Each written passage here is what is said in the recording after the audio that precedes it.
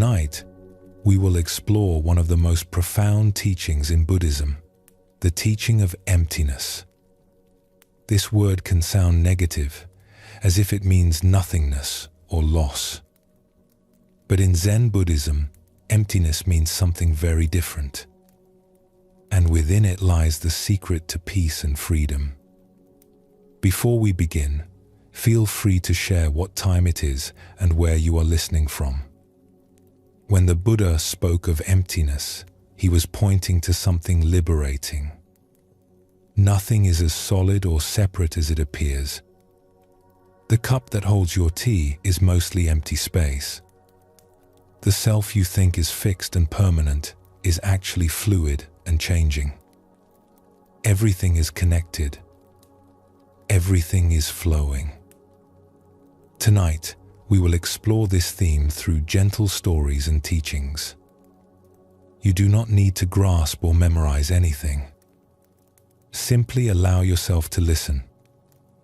Let the teachings settle naturally. As your breathing deepens and your body relaxes, these ancient wisdoms will find their way into you without effort. Let's begin this gentle journey together. In Zen Buddhism, there is a teaching that seems to contradict common sense. It says that emptiness is what makes things valuable, not the solid parts, not the material, but the empty space. Think about the room you are in right now. What makes it useful? Is it the walls? The walls themselves are just barriers. What makes the room valuable is the empty space between the walls. That space allows you to move, to live, to breathe. Without emptiness, the room would be solid stone, completely useless. Or consider a cup. You might admire its shape, its color, the skill of its making. But what makes the cup actually useful? The hollow space inside, the emptiness that can hold water, tea, or wine. If the cup were solid throughout, it would be nothing more than a decorative lump. It is the empty space that gives the cup its purpose. We walk through our lives surrounded by useful emptiness, but we rarely notice it. We focus on what is there and ignore what is not there. We believe that more is better, that fullness is the goal, that emptiness is something to avoid or fill as quickly as possible. This habit shapes how we live. We fill our schedules until there is no space left. We fill our homes with possessions until there is no room to move. We fill our minds with constant noise and stimulation until there is no silence left. We are afraid of emptiness. We treat it as lack rather than as capacity. But Buddhism teaches us something different. It shows us that emptiness is not absence. Emptiness is potential. It is the space that allows things to happen. It is the silence that makes sound meaningful. It is the gaps that make wholeness possible. In Zen, this understanding goes even deeper. Emptiness is not just useful. It is the fundamental nature of all things. But we will approach this gradually, starting with what we can easily recognize. The simple truth that empty space makes things work. There is an ancient teaching that says, we shape clay into a pot, but it is the emptiness inside that holds whatever we want. The Buddha taught something similar when he spoke of how we must empty our cups before we can receive new tea. Let us explore a story that reveals this teaching. There once lived a potter named Tara who had studied her craft for 12 years under a master ceramicist. She had learned to throw perfect forms on the wheel. Her bowls were symmetrical. Her vases were elegant. Her cups had graceful proportions. Every piece she made showed technical skill and careful attention. Tara took great pride in her work. She would spend hours refining the shape of a vessel, making the walls just the right thickness, smoothing the surface until it was flawless. She thought of herself as someone who created beautiful objects, and she measured her success by how perfect each piece looked. Her pottery sold well at the market. People admired the craftsmanship. But Tara noticed something that puzzled her. The pieces that sold most quickly were often not her most elaborate works. Simple, plain bowls with thick walls and rough textures would disappear immediately, while her most refined vases would sit unsold for weeks. One day, an old woman came to Tara's stall. She picked up several bowls, feeling their weight, running her fingers along the rims. Finally, she chose the simplest bowl, one that Tara had made quickly without much thought. It was slightly uneven, the walls were thick, the glaze was plain. "Why did you choose that one?" Tara asked, gesturing to more elaborate pieces. "These others show much more skill. They are more beautiful." The old woman smiled and held up the simple bowl. "This one knows what it is for." Tara did not understand. "They are all for holding things. That is what bowls do." "Come with me," the old woman said. "I want to show you something." Tara was curious enough to close her stall and follow. The old woman led her through the village to a small temple where a tea ceremony was about to begin. They sat quietly at the back and watched. The tea master brought out his bowls. They were simple, rough, uneven. Some were cracked and had been repaired with gold lacquer. They looked almost crude compared to Tara's refined work. Yet when the tea master used them, when he poured tea into them and served them to guests,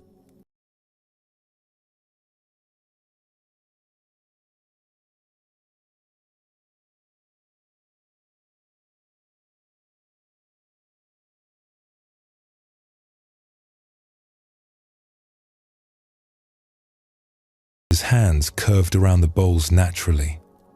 The guests received them with both hands, feeling the warmth of the tea through the thick walls. The bowls fit into the ceremony perfectly, not drawing attention to themselves, but serving their purpose completely. After the ceremony, Tara approached the tea master. "I am a potter," she said. "I have been making bowls for many years. But I see now that I did not understand what I was making." The tea master invited her to sit. He picked up one of his bowls and handed it to her. "What do you see?" Tara examined it carefully. The glaze was uneven. The shape was imperfect. There were small irregularities in the rim. "I see a bowl that could have been made better," she admitted. "The craftsmanship is rough." "Look again," the tea master said gently. "Do not look at what is there. Look at what is not there." Tara looked at the bowl, confused. What was not there? Then slowly, she began to understand. She looked into the hollow center, the empty space, the nothing. "This space," the tea master said, pointing to the emptiness, "is what I made. The clay is just the container for the space. The walls exist to hold the emptiness in a useful shape. When I form a bowl, I am not making an object. I am making a capacity to hold." He took the bowl from her hands and set it down. A bowl that draws too much attention to itself has forgotten its purpose. The beautiful glaze, the perfect shape, these things can get in the way. They make you notice the bowl instead of what the bowl holds. My rough bowls remember that they are servants of emptiness. They exist to create and protect a space where tea can be received. Tara sat in silence, feeling something shift in her understanding. She had spent 12 years learning to make objects. She had never once thought about making space. She had focused entirely on the solid parts, the clay, the glaze, the form. The emptiness had been merely what was left over, an absence between the walls she carefully shaped. "But emptiness is nothing," Tara said. "How can nothing be what matters most?" The tea master smiled. "Pour tea into a bowl without emptiness. Pour it into solid stone. What happens?" Tara saw immediately. The tea would run off, wasted. It could not be held, could not be served, could not fulfill its purpose. The emptiness was not nothing. It was the essential something that made the bowl a bowl. In Zen, we say that emptiness is not absence, the tea master continued. It is possibility. It is potential. The empty bowl can receive tea, rice, fruit, water, whatever you need. The filled bowl can receive nothing. Emptiness is fullness waiting to happen. It is the space where things can be. Tara walked home slowly that evening, looking at the world differently. She saw that the streets were useful because of the empty space between buildings. The doorways were valuable because of the empty space that allowed passage. Even the air she breathed moved through the empty spaces in her lungs. When she returned to her workshop, she looked at her finished pieces waiting to be sold. She had made them beautiful, but she had not made them empty enough. She had thought about the object, but not about the space. She had focused on what people would see and ignored what they would use. From that day forward, Tara approached her work differently. She began each piece not by thinking about the form, but by thinking about the emptiness she was creating. What space did she want to hold? How should that space feel? What would it be like to receive something into this particular emptiness? Her bowls changed. They became simpler, less decorated, but they became more alive. People who used them said they felt perfect in the hands. They held just the right amount. They made eating or drinking a pleasure. The bowls had become what they were meant to be. Not objects to admire, but spaces to use. One day, the old woman who had first questioned Tara returned to her stall. She picked up a new bowl and smiled. "Now this one knows what it is for," she said. Tara bowed in gratitude. "You showed me that I had been making the wrong thing. I was making clay. I should have been making emptiness." "You were always making emptiness," the old woman replied. "You just did not know you were doing it. Now you make it consciously. Now you make it with understanding. This is the difference." She held the bowl up to the light. When we understand what we are truly making, our work changes. Not because the technique changes, but because the intention changes. You are no longer trying to create impressive objects. You are creating useful space. The clay serves the emptiness, not the other way around. This is the wisdom that your teacher at the temple shared with you. This is what transforms craft into art, and art into service.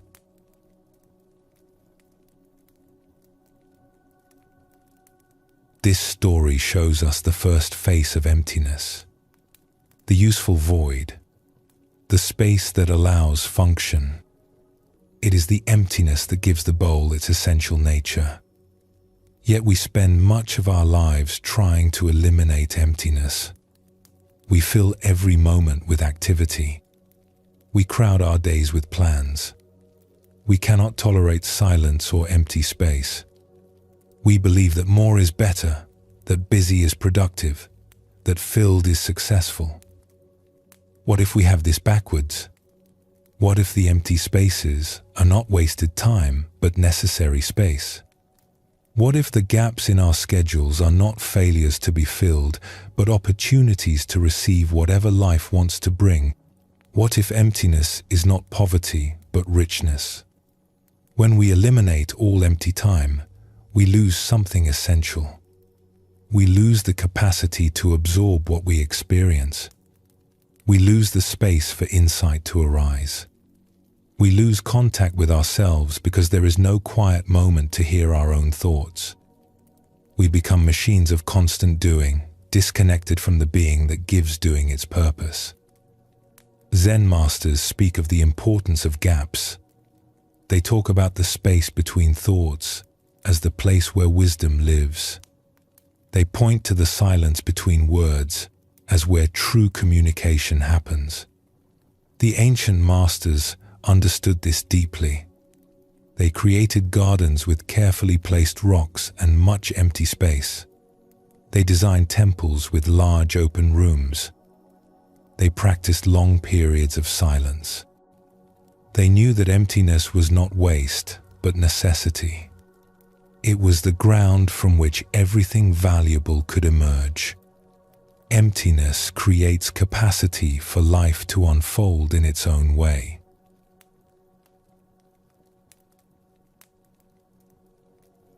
In a village known for its music, there lived a flute maker named Varro, who crafted instruments of remarkable quality. Musicians came from distant towns to purchase his flutes.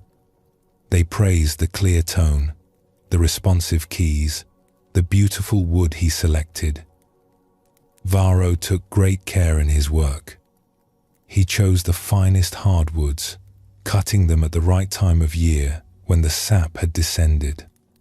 He shaped the exterior of each flute with precise attention, making sure the proportions were perfect.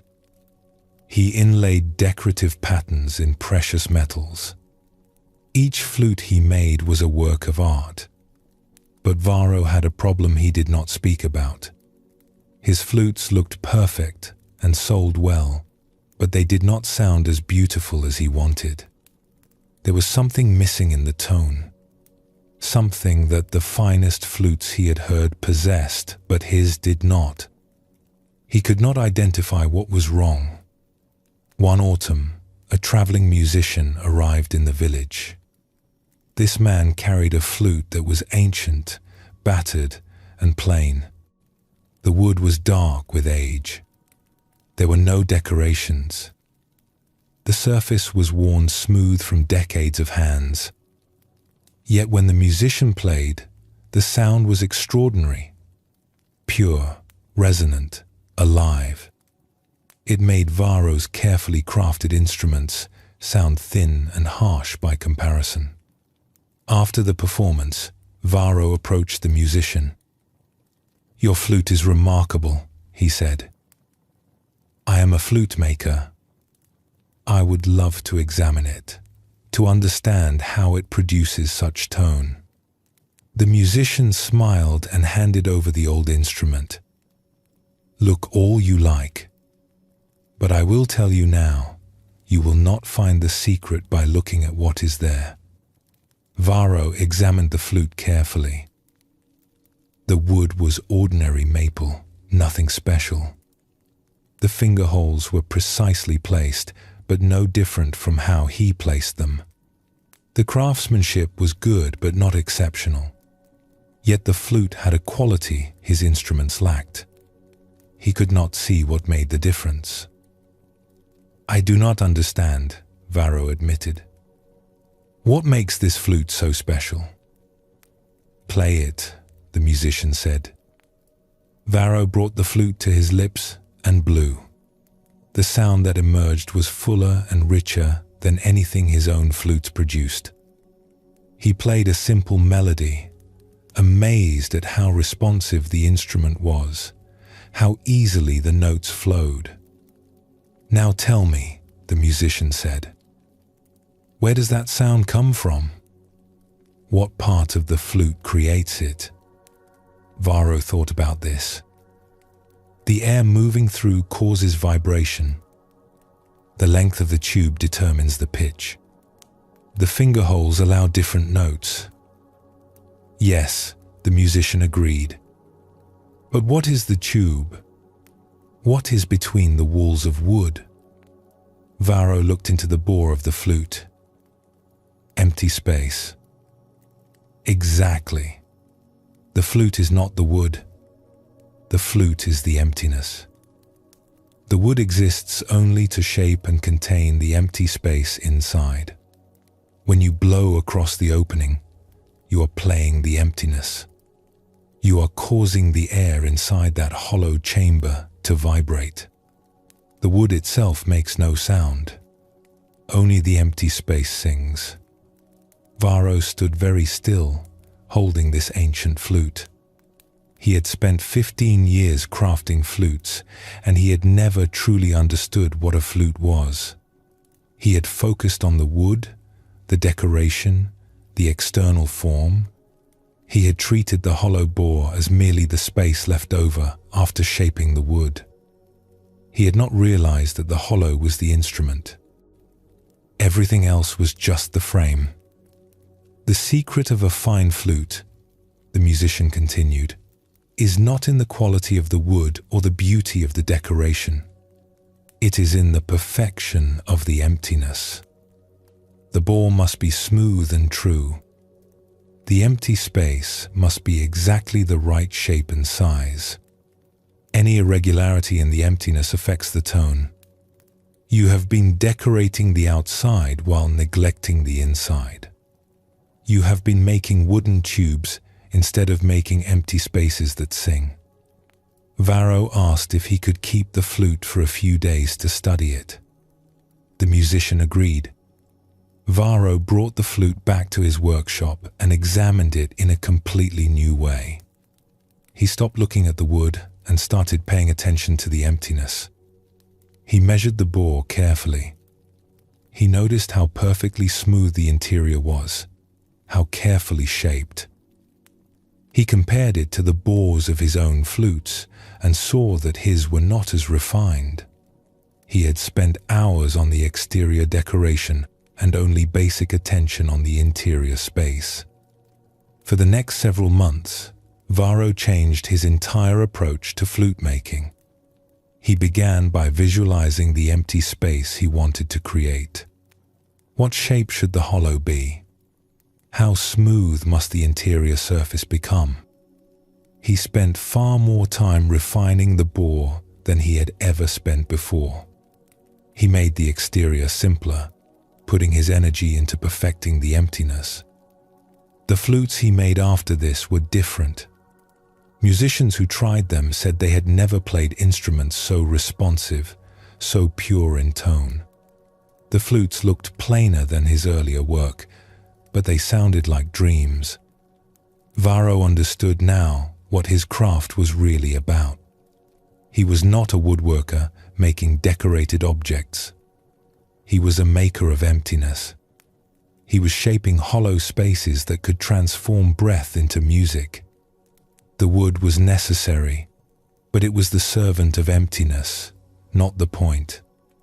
Years later, when Varro had become famous for his flutes, a young apprentice asked him, "Master, what is the secret of making a fine instrument?" Varro smiled and picked up a new flute he had just completed. The secret is to remember that you are not making a thing. You are making nothing. You are creating the most perfect emptiness you can, and then surrounding it with just enough wood to hold its shape. The emptiness is the instrument. Everything else is just the case.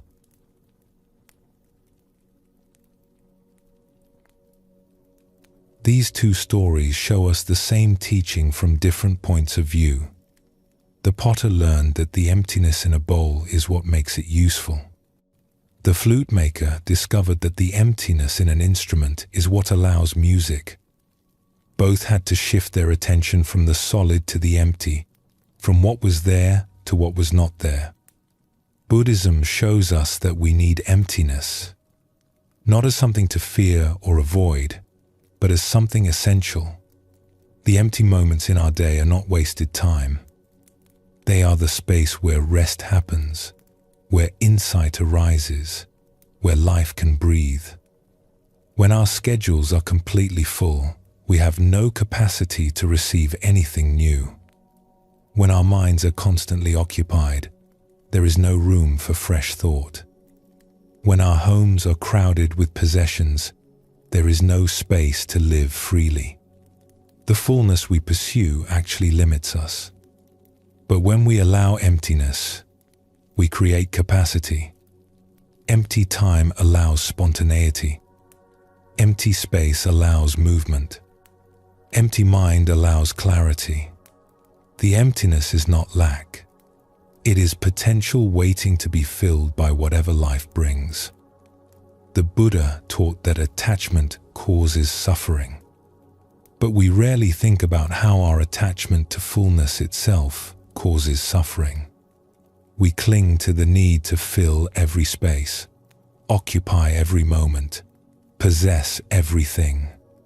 This clinging exhausts us and closes us off from the natural flow of life. When we release this attachment to fullness, when we allow emptiness to exist without rushing to fill it, we discover a kind of freedom. The freedom to receive what comes rather than forcing what we think should come. The freedom to rest in the spaces between doing. The freedom to let life move through us rather than constantly pushing against it. This is not about creating emptiness for its own sake. It is about recognizing that emptiness serves life. Just as the potter serves the tea ceremony by creating bowls that hold, and the flute maker serves music by creating spaces that sing, we can serve our own lives by allowing the emptiness that makes living possible. Rest now for a moment. Feel your body supported. Notice your breath moving through empty spaces. Allow yourself to simply be here, without needing to fill this moment with anything other than gentle awareness.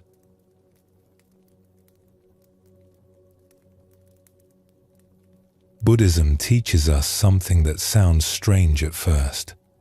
It says that nothing exists independently. Everything that appears solid and separate is actually empty of independent existence. Not empty of existence itself, but empty of existing all on its own. Think about a flower. We see it and call it a flower. It seems like a complete thing in itself. But is it? The flower depends on the seed that came before it. The seed depends on another flower. The flower needs soil to grow in. The soil needs rain. The rain needs clouds. The clouds need the sun's heat. The sun needs the vast processes of nuclear fusion. Each thing we look at depends on countless other things. When we look closely, we cannot find where the flower begins and everything else ends. The flower is not separate from the soil, the rain, the sun. It is a temporary gathering of conditions. When we say flower, we are naming a process, not a thing. The flower is empty of being just a flower. It is everything that made it possible. This teaching is called dependent origination. The Buddha saw that everything arises together in dependence on everything else. Nothing stands alone. This emptiness of independent existence is not a problem. It is simply the nature of reality. When we see this clearly, our whole relationship with life changes. We stop trying to make things permanent that are naturally flowing. We stop trying to isolate ourselves from the web of connections we are part of. We see that we are not separate individuals but meeting points of countless conditions. This seeing brings both humility and freedom. Let us explore a story that shows this truth. There once lived a weaver named Kema who created cloth of remarkable quality. Her fabrics were known throughout the region for their strength and beauty. Merchants traveled long distances to purchase her work. She took great pride in her weaving, considering herself a master of her craft. Kema had a workshop filled with looms and threads of many colors. Each morning, she would rise early and begin her work. The rhythmic sound of the loom filled her days. Thread by thread, she would create bolts of cloth that people used for clothing, bedding, and decorations. One autumn, a traveling monk stopped at her workshop. He had torn his robe on the journey and asked if she could repair it. Kema agreed and invited him to sit while she worked. As she examined the torn fabric, the monk watched her hands moving skillfully. "You are very good at making cloth," the monk observed. Kema smiled at the compliment. "I have been weaving for 20 years. I know my craft well." "Tell me," the monk said, "what is cloth?" Kema looked at him, puzzled by such a simple question. "Cloth is what I make. It is woven fabric. Anyone can see that." "Yes, I can see it," the monk agreed. "But what is it? Where does cloth actually exist?" Kema held up a piece of fabric she had woven recently. "It exists here, in my hands. This is cloth." The monk leaned forward with interest. "Is it? Let me ask you something.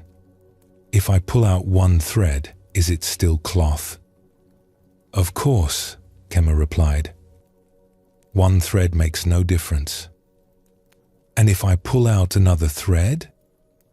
And another?" Kema began to see where this was leading. Well, eventually it would fall apart. It would no longer be cloth. So at what point does it stop being cloth? After 10 threads are removed? 100?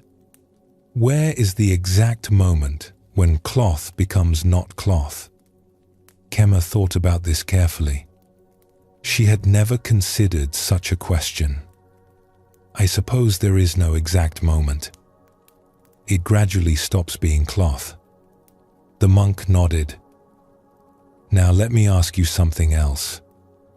Before you wove these threads together, were they cloth?" "No, they were just threads." "And what are threads made of?" "Cotton, in this case. Or sometimes wool or linen." "And where does cotton come from?" Kema knew this, of course. "From cotton plants. The bolls are harvested and the fibers are spun into thread." "So the cloth is really cotton?" "Yes, I suppose so." "And what is cotton made of?" Kema paused. She had never thought about this. "I do not know. Plant fibers, I suppose."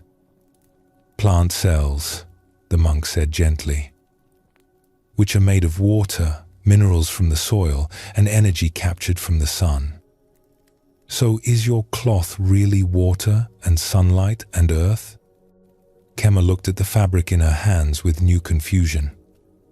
"I have always called it cloth. That is what it is." "Is it?" the monk asked. "Or is cloth just a name we give to a particular arrangement of cotton fibers, which are themselves arrangements of plant cells, which are arrangements of water and minerals and captured light? Where in all of this is the thing we call cloth?" Kema sat very still. She was holding the fabric, but she could not say what it was anymore. When she looked closely, cloth seemed to disappear. It was threads. But threads were cotton. But cotton was plant fiber. But plant fiber was cells. But cells were elements and energy. At what point was there something she could call cloth? I am confused, Kema admitted. I have been making cloth my whole life. How can I not know what it is? The monk smiled with compassion. You know how to make it. You know how to use it. But when you look for cloth as a thing that exists in itself, independent of everything else, you cannot find it. This is what the Buddha meant when he taught about emptiness. Things are empty of independent existence. They only exist in relation to everything else. Kema examined the fabric more carefully now, thinking about what the monk had said. But I can see it. I can touch it. It is real. Yes, it is real, the monk agreed. But it is not real in the way you thought. It is not a separate, independent thing. It is a meeting point of countless conditions. The cotton plant that grew from a seed, the rain that watered it, the sun that fed it, the farmer who tended it, the person who picked the cotton, the spinner who made thread, your own hands weaving. All of these things are what you hold in your hands. When you say cloth, you are naming all of this together.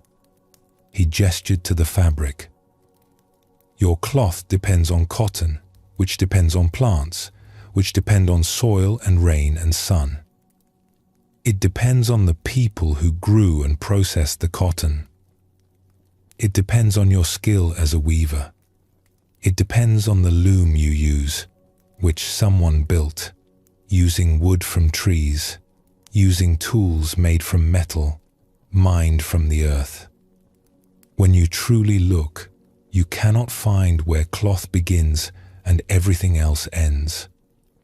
Kema sat in silence for a long time, holding the fabric.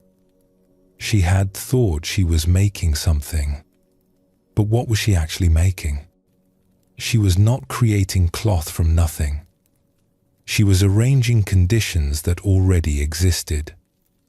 The cotton, the loom, her skill, her time, all of these were coming together in a particular way. The cloth was not a thing she created. It was a temporary arrangement of everything that made it possible. If cloth is empty of independent existence, Kema said slowly, then what about me? Am I also empty? The monk's eyes brightened. That is a very good question. What do you think? Kema considered this. I depend on food to live, which comes from plants and animals. I depend on water and air. I depend on my parents, who gave me life. I depend on the people who taught me to weave. I depend on my customers, who give me purpose and livelihood. I depend on the shelter that protects me. I depend on everything. Yes, the monk said softly. You are also empty of independent existence. Not empty of existence, but empty of existing separately from everything else. You are like the cloth, a meeting point of countless conditions. Your body is made from food you have eaten, which came from the earth. Your skills came from teachers. Your thoughts come from experiences. Where is the part of you that exists independently, separate from all of this? Kema felt something shift in her understanding. She had always thought of herself as a separate person, distinct from everything else. Kema the weaver, making her way in the world alone. But now she saw that she was not alone. She was not separate. She was part of an infinite web of connections. She existed only because everything else existed. She was held up by the whole world. This makes me feel small, Kema said. Does it? The monk asked. Or does it make you feel connected? You are not small and alone. You are part of everything. When you weave, the whole world weaves through you. The cotton plant, the rain, the sun, all the people who came before you, they are all weaving through your hands. Kema looked at her hands with wonder. They did not feel like her hands anymore. They felt like hands that belonged to everything, hands that the whole world used to weave. In Zen, we say that when you understand emptiness, you understand interconnection, the monk continued. Nothing exists independently, so everything exists together.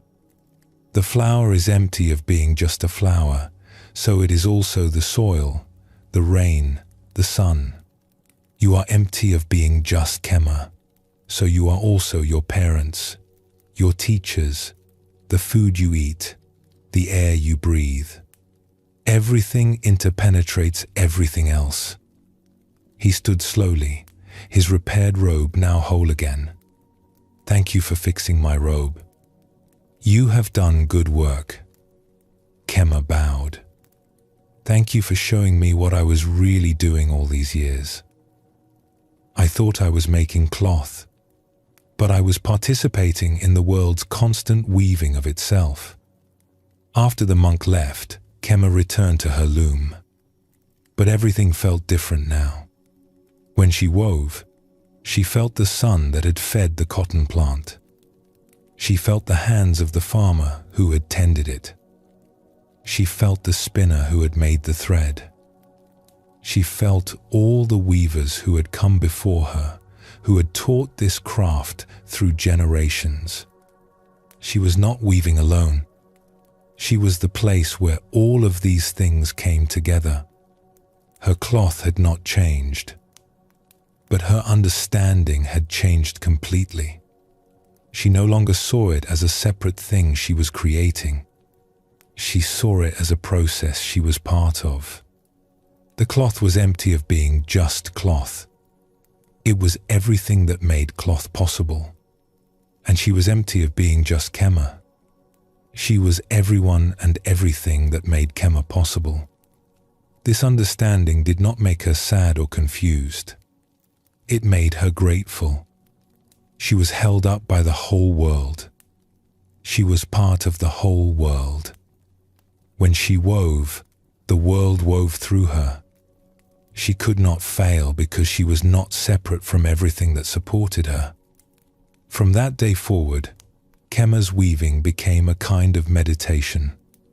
Each thread she placed reminded her of how everything depends on everything else. Each piece of cloth she made was a celebration of interconnection. And when people bought her fabric, she would sometimes tell them, "This cloth is made of cotton and sunlight and rain and soil and many people's hands. When you wear it, you wear the whole world."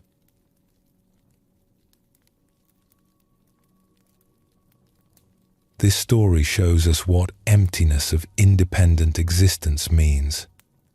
Kema discovered that cloth is empty of being just cloth. It is actually cotton, which is actually plant cells, which are actually water and minerals and captured sunlight. When we look for cloth as a thing in itself, we cannot find it. We only find the web of conditions that creates what we call cloth. The same is true for everything. A table is empty of being just a table. It is wood, which is tree, which is soil and water and sun. A person is empty of being just themselves. They are parents and teachers and food and air and experiences.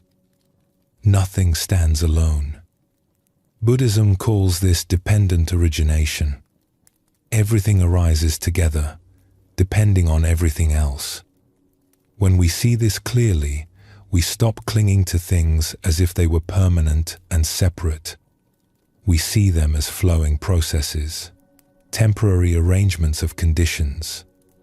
This seeing brings freedom because we stop trying to make permanent what is naturally changing. There once lived a scholar named Mako who studied philosophy at a monastery in the mountains. He had read many texts about Buddhist teachings, including teachings about emptiness. He understood them intellectually. He could explain them clearly, but he wanted to understand them directly, not just as ideas in his head. One spring morning, Mako decided to take a walk in the forest near the monastery. The trees were just beginning to show new leaves. Birds were singing. The air was warm and fresh. As he walked, he thought about emptiness. He had read that all things are empty of independent existence. But what did that really mean? How could he see it directly instead of just thinking about it? Mako stopped in front of a large oak tree. It was old and thick, its bark rough with age. It looked completely solid, completely real, completely there. This was a tree. No question about it. How could this tree be empty? He remembered the teaching. Empty does not mean non-existent. It means empty of independent, permanent, separate existence. The tree exists, but not in the way it appears to exist. Not as a solid, separate thing. Mako decided to investigate. He sat down at the base of the tree and looked at it carefully.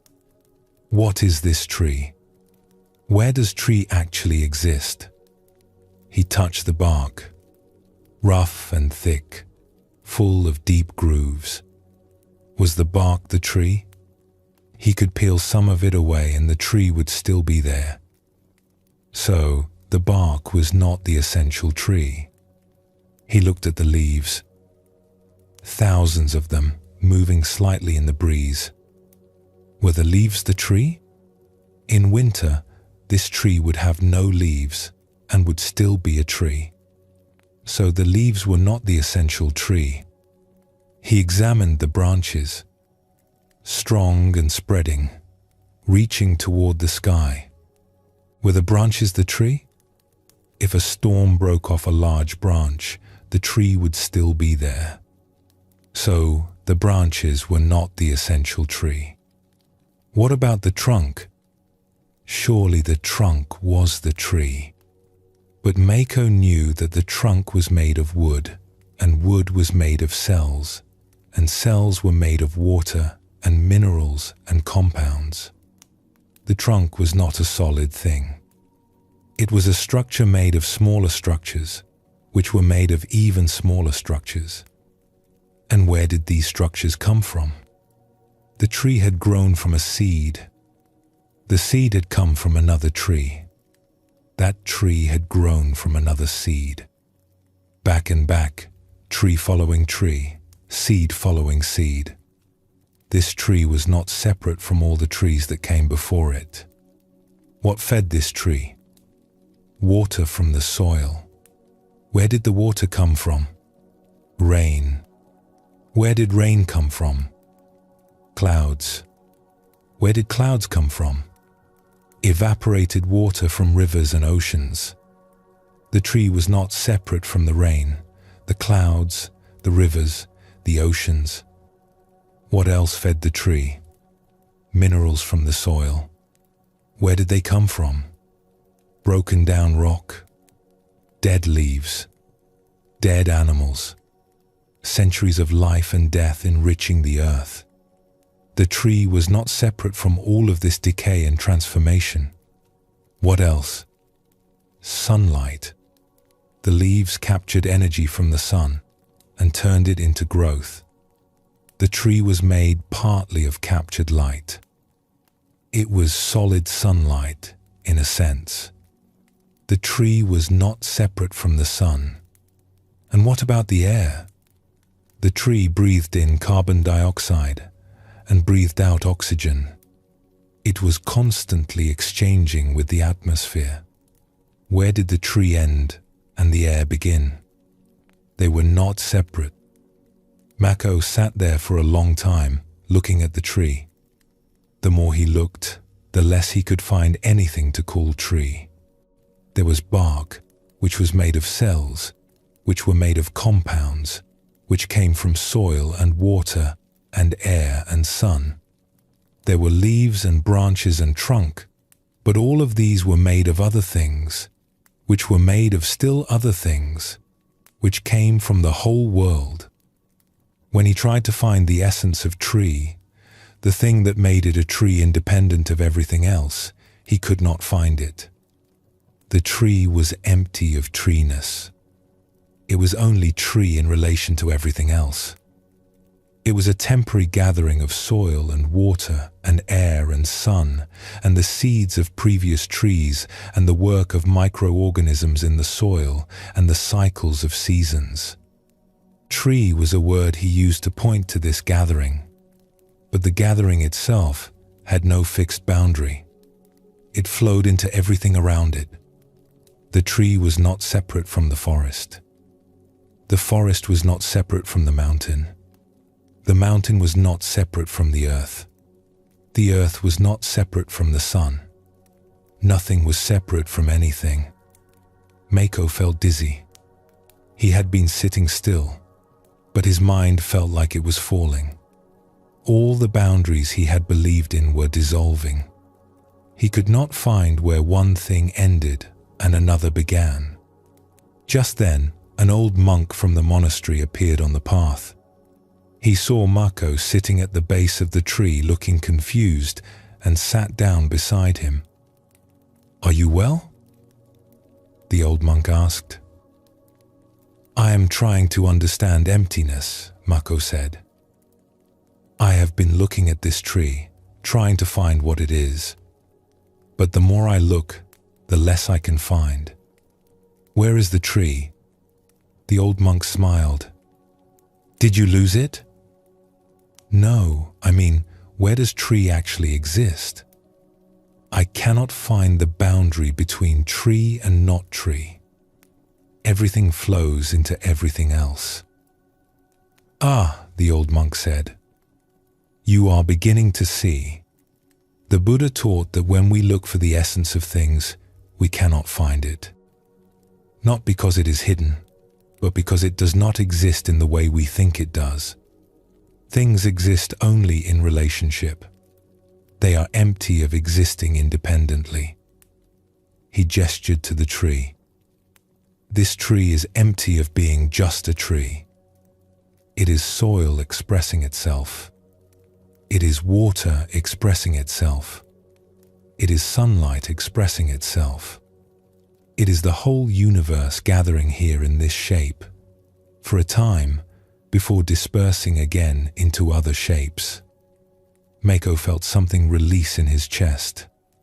"So when I look for tree as a separate thing, I cannot find it because it is not a separate thing. It is everything coming together." Yes, and this is not just true of trees. It is true of everything, including you. When you look for Mako as a separate, independent being, what do you find? Mako thought about this. His body was made of food, which came from plants and animals, which came from the earth. His thoughts came from his teachers, from books, from experiences. His breath was air he shared with every living thing. His very existence depended on his parents, their parents, back and back. He depended on the society that educated him, the farmers who grew his food, the countless people whose work made his life possible. Where was the part of Mako that existed independently? He could not find it. He was also empty of independent existence. He was also everything coming together temporarily in this form. "I feel like I am disappearing," Mako said quietly. "Does it feel bad?" the old monk asked. Mako checked inside himself. Strangely, it did not feel bad. It felt like relief, like putting down a heavy burden. He had been trying to be Mako, separate and independent, standing alone. But he was not alone. He was held up by everything. He was part of everything. There was no separation. "It feels like freedom," Mako said with surprise. "I do not have to hold myself together as a separate thing. I am already connected to everything." The old monk nodded. This is the gift of understanding emptiness. We stop feeling isolated and alone. We see that we are part of the web of life. We are not separate individuals struggling by ourselves. We are meeting points where the whole universe gathers and expresses itself. This is not a loss. It is a discovery. He stood slowly. "Keep sitting with this tree. Keep looking. The more you see emptiness, the more you will see interconnection. They are the same teaching. Empty of separation means full of connection." Mako sat under the tree for the rest of the day. Sometimes the boundaries would seem solid again, and tree would appear as separate tree, and he would appear as separate self. But then he would look more closely, and the boundaries would dissolve again. Everything flowing into everything else. Nothing standing alone. By evening, when he returned to the monastery, something had changed in him. He could not quite say what, but the world felt different, less solid, more fluid, less divided into separate things, more like one continuous process expressing itself in countless forms. When his teacher asked him what he had learned, Mako said, "I went looking for a tree and found the whole world. I went looking for myself and found I cannot be found because I am everything." His teacher smiled. "Now you are beginning to understand emptiness. Not with your thinking mind, but with your seeing. Keep looking. The more you see, the more the teaching will reveal itself."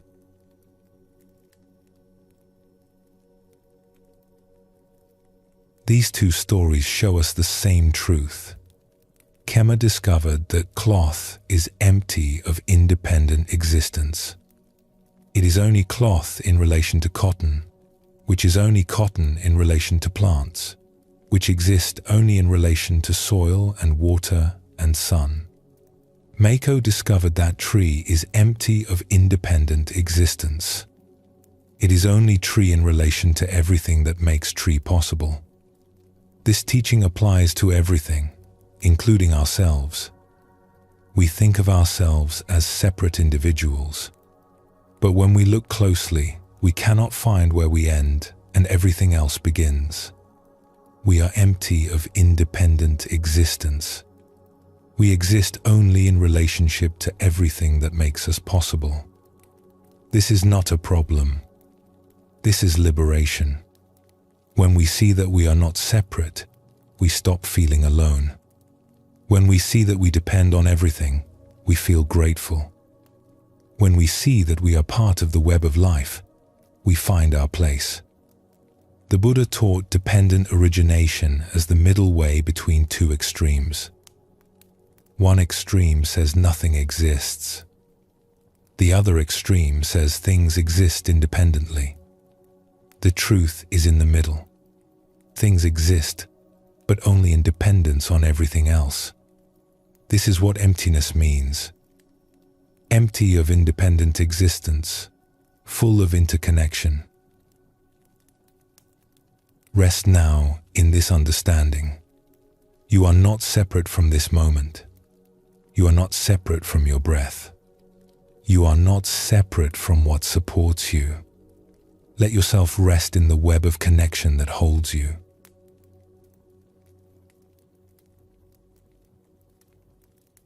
Buddhism teaches something that can feel unsettling at first. It says that the self you think of as solid and unchanging is actually empty. Not empty of existence, but empty of fixed, permanent nature. The self is not one thing. It is a flowing process, constantly changing, never the same from moment to moment. We think of ourselves as having a core identity. I am this kind of person. This is who I am. But when we look closely, we cannot find this fixed self anywhere. What we find instead is a constantly changing stream of thoughts, feelings, sensations, and experiences. We find different selves arising in different situations. We find that who we are depends on where we are, who we are with, what we are doing. The Buddha called this teaching anatta, which means no self or not self. He was not saying we do not exist. He was saying we do not exist in the way we think we do. We are not fixed, permanent, separate entities. We are fluid, changing, interconnected processes. This understanding is one of the most liberating teachings in all of Buddhism. When we cling to a fixed idea of who we are, we suffer. We try to maintain an image that is always shifting. We resist changes that are natural and inevitable. We feel threatened when life asks us to be different than we think we should be. But when we see the empty, fluid nature of self, we find freedom to respond to each moment freshly, without the burden of defending a fixed identity. Let us explore a story that reveals this truth. There once lived a man named Tomo, who served as a guard at a great estate. He had held this position for many years and took it very seriously. His job was to protect the household, to keep watch, to remain alert for any danger. He wore armor and carried weapons. He stood at his post for long hours. He saw himself as a warrior, strong and vigilant. Tomo was good at his work. The family who employed him trusted him completely. Other guards looked up to him as someone who embodied what a guard should be: fierce when needed, disciplined always, ready to fight if necessary. This was who Tomo was. This was his identity. He was a guard, a protector, a warrior. But Tomo's life was not only his work. He had a wife and 2 young children. When he returned home each evening, he would remove his armor and weapons at the door. His wife would greet him with warmth. His children would run to him with excitement. And something would shift in Tomo. At home, he was not a warrior. He was gentle, patient, playful. He would sit on the floor and let his children climb on him. He would listen to his wife talk about her day. He would help prepare the evening meal. He would tell stories in soft voices. This Tomo bore little resemblance to the fierce guard who stood watch all day. Sometimes, when his children were asleep, Tomo would wonder about this. Who was he really? Was he the stern warrior or the gentle father? Both felt real when he was in those roles. But they seemed like completely different people. There was also another Tomo.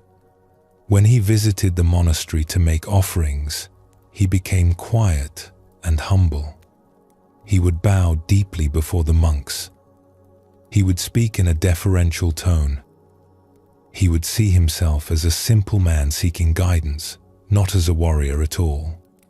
In the presence of the monks, especially the abbot whom he deeply respected, Tomo felt small and uncertain.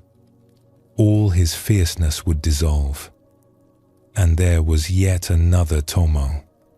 When he gathered with other guards to drink and share stories, he became boisterous and loud. He would laugh freely. He would boast about his skills. He would clap his friends on the back with force. This Tomo was neither the fierce guard, nor the gentle father, nor the humble supplicant. He was someone else entirely.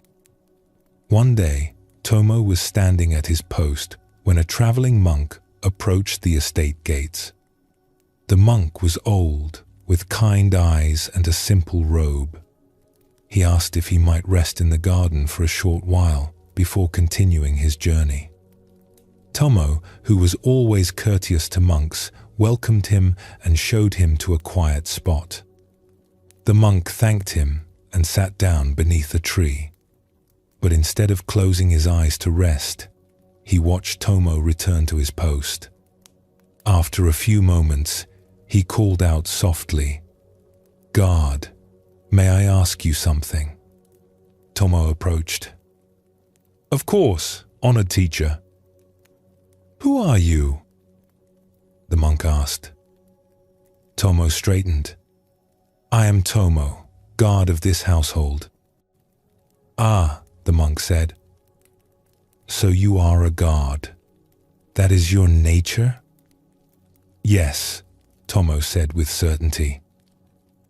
"I have been a guard for many years. It is what I do. It is who I am." "I see. And when you go home to your family, are you still a guard?" Tomo paused.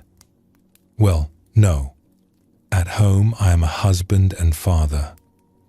"So at home you are not a guard?" "I am still a guard by profession, but when I am with my family, I am different." "Different how?" Tomo thought about this. "Softer, gentler. I play with my children. I help my wife. I am not fierce at all." "So which is the real you? The fierce guard or the gentle father?" Tomo felt confused.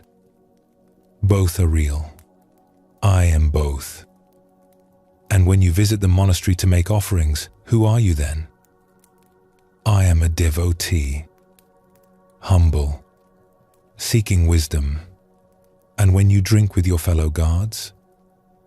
"I am loud, boastful, free."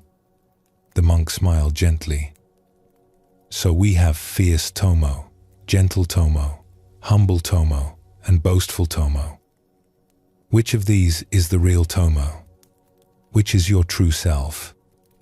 Tomo stood very still. He had never thought about this so directly.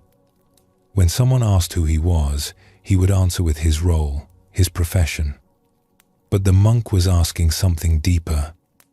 Which of these different Tomos was his actual self? "I do not know," Tomo admitted. "They are all me, but they are all different." "Yes," the monk said.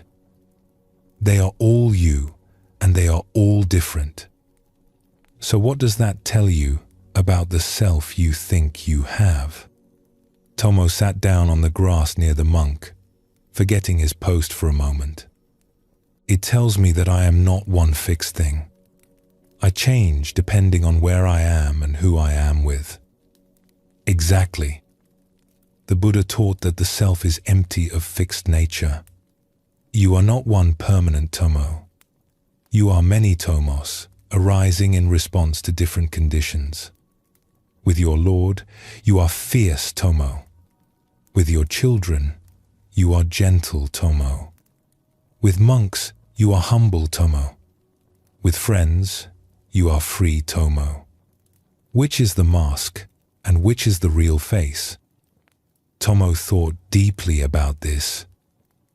Maybe they are all real. Maybe none of them is more true than the others. Yes. And if they are all real, and they are all different, then what is the self that underlies them all? Can you find it? Tomo looked inside himself, trying to find the core Tomo that existed beneath all the different versions. But he could not find it. There was no essential Tomo hiding underneath. There were only the different Tomos that appeared in different circumstances.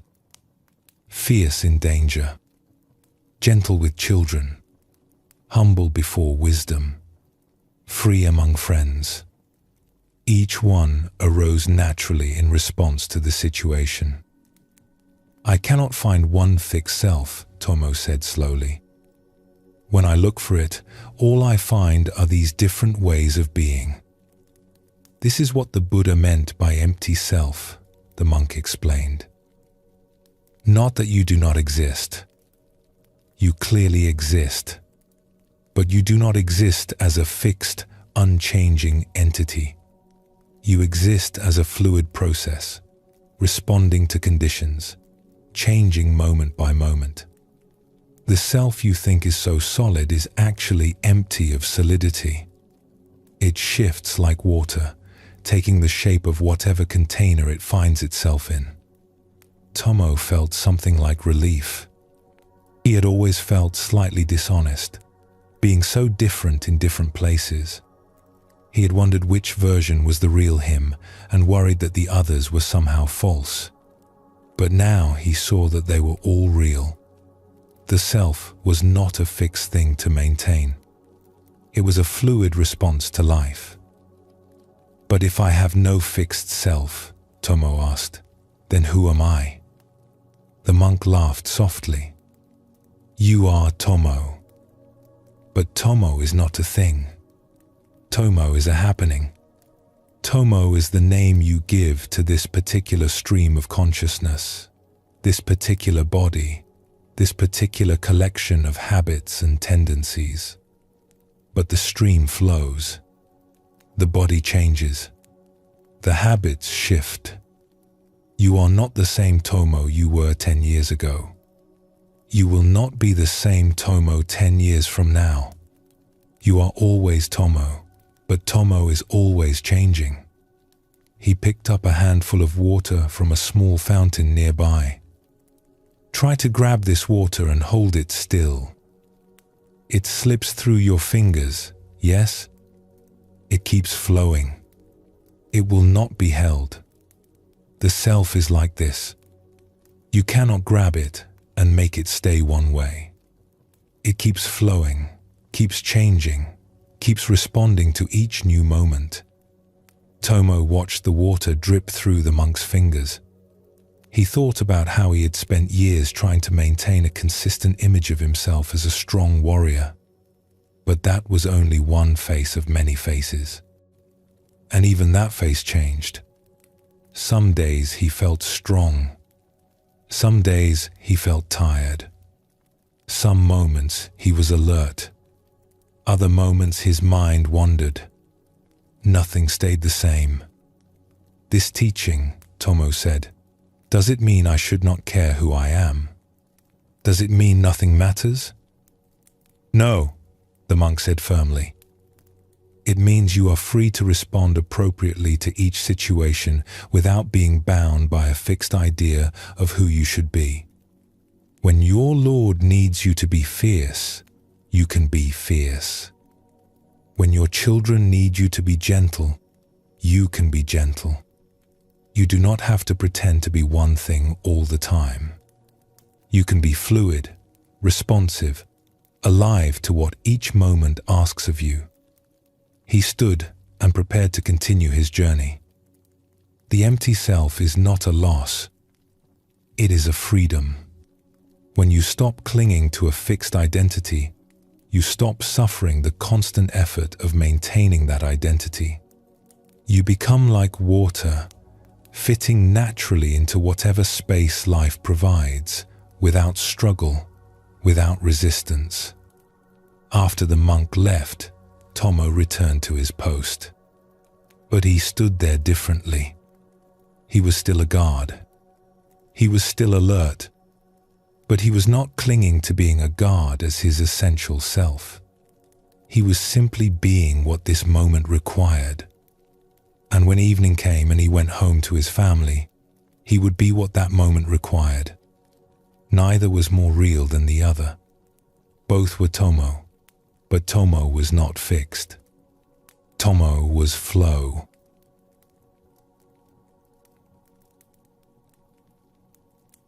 This story reveals the fluid nature of self.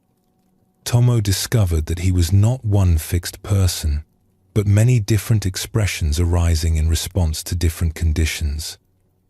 The fierce guard, the gentle father, the humble devotee, the free friend. None of these was more real than the others. All were genuine expressions of Tomo, but Tomo himself was not fixed as any one of them. The monk showed him that the self is empty of permanent nature, not empty of existence, but empty of being one unchanging thing. We are like water, taking the shape of whatever container we find ourselves in. This is not dishonesty or inconsistency. This is the natural responsiveness of a self that is not frozen into one form. When we cling to a fixed identity, we suffer.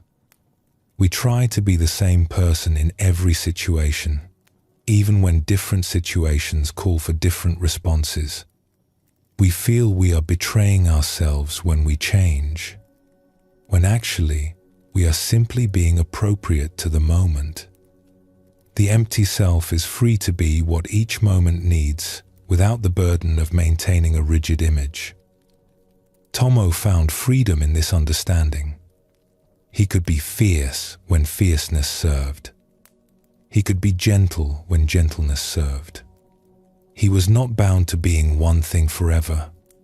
He could flow through life, responding freshly to each new circumstance, without feeling he was losing himself in the process. Let us explore another story that shows this teaching through the experience of loss. In a coastal town known for its trade, there lived a merchant named Rina, who had built a successful business over 20 years. She owned 3 ships that carried goods between ports. She had a large house filled with fine things. She employed many people. She was known throughout the region as Rina the merchant, a woman of wealth and importance. Rina had worked hard for everything she possessed. She had started with nothing, just her clever mind and willingness to take risks. She had built her trading business carefully, learning from mistakes, seizing opportunities. By the time she was 40, she was one of the most respected merchants in the town. She identified strongly with this role. When people asked who she was, she would describe her business, her ships, her success. She was a merchant. This was not just what she did. It was who she was. Her sense of self was built on this foundation. I am successful. I am wealthy. I am important. These things defined her. One autumn, disaster struck. A great storm rose up suddenly while 2 of her ships were at sea. Both ships sank. The cargoes were lost. The crews barely survived. This was a terrible blow, but Rina was resilient. She still had 1 ship. She could rebuild. But before she could recover, a fire swept through the warehouse district where she stored her goods. Everything burned. Years of accumulated inventory, all the merchandise she had planned to sell, gone in a single night. And there was more.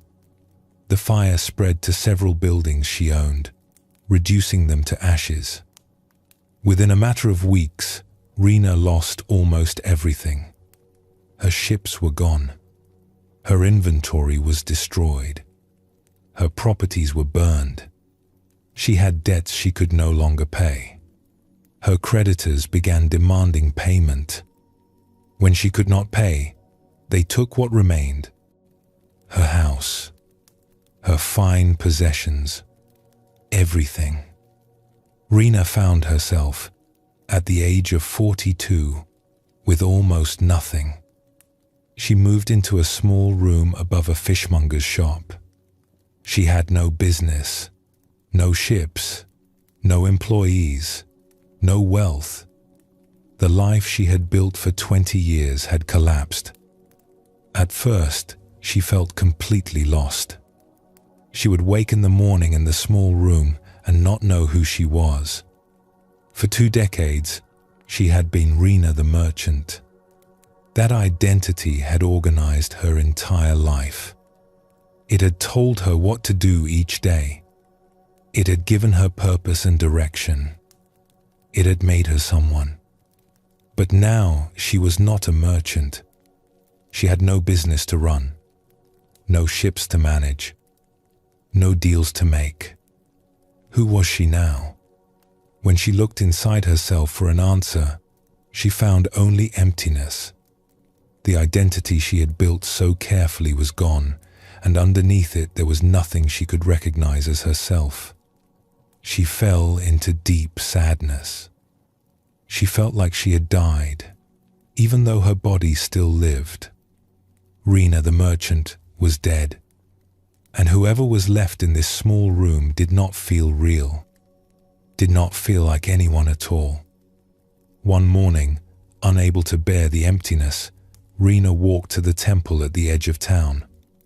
She had not been there in years. When she was successful, she had sent donations but rarely visited herself. She was too busy. But now she had nothing but time. She sat in the temple courtyard, watching monks go about their morning routines. A young nun noticed her sitting alone and approached. "You look troubled, sister. May I sit with you?" Rena nodded, grateful for any company. The nun sat beside her in comfortable silence for a while, then asked gently, "What brings you here today?" "I have lost everything," Rena said simply. "I do not know who I am anymore." "Tell me what you lost." "My business, my ships, my home, my wealth, my position, everything I worked for, everything I was." "Ah," the nun said. "You lost what you had and what you did. But did you lose who you are?" Rena looked at her with confusion. "That is the same thing. I was a merchant. That was who I was." "Was it?" The nun asked gently. "Before you were a merchant, who were you?" "I was a girl, a young woman starting out." "And were you someone then? Did you exist?" "Of course I existed." "So you existed before you became a merchant? You existed before you gained wealth and ships and property. You were someone before you had all those things." Rena thought about this. It was true. She had existed before she had anything. She had been a person before she became successful. But that seemed like a different person. A different life. That girl, Rena said, she was full of dreams and energy. She wanted to build something. She became the merchant. When the merchant died, the girl died too. "Did she?" the nun asked. "Or did you only lose the roles and possessions you had gathered around that original self? The ships were not you. The house was not you. The business was not you. These were things you had, not things you were. When you lost them, you lost what you possessed. But who you are was never in those possessions." Rena felt tears welling up. "But I built my whole life around being a merchant. I defined myself by my success. Without it, I am nothing." The nun took Rena's hand gently. "You are not nothing. You are sitting here. You are breathing. You are feeling sadness. You are alive. The you that exists right now, in this moment, has no ships and no business and no wealth. But you still exist. So clearly, you are not your possessions or your roles. You are something else. Something that was there before you gained all those things and is still here now that they are gone. But what is that something?" Rena asked desperately. "When I look for it, I cannot find it. I only see emptiness. Yes, the nun said with a slight smile. Emptiness. The Buddha taught that the self is empty.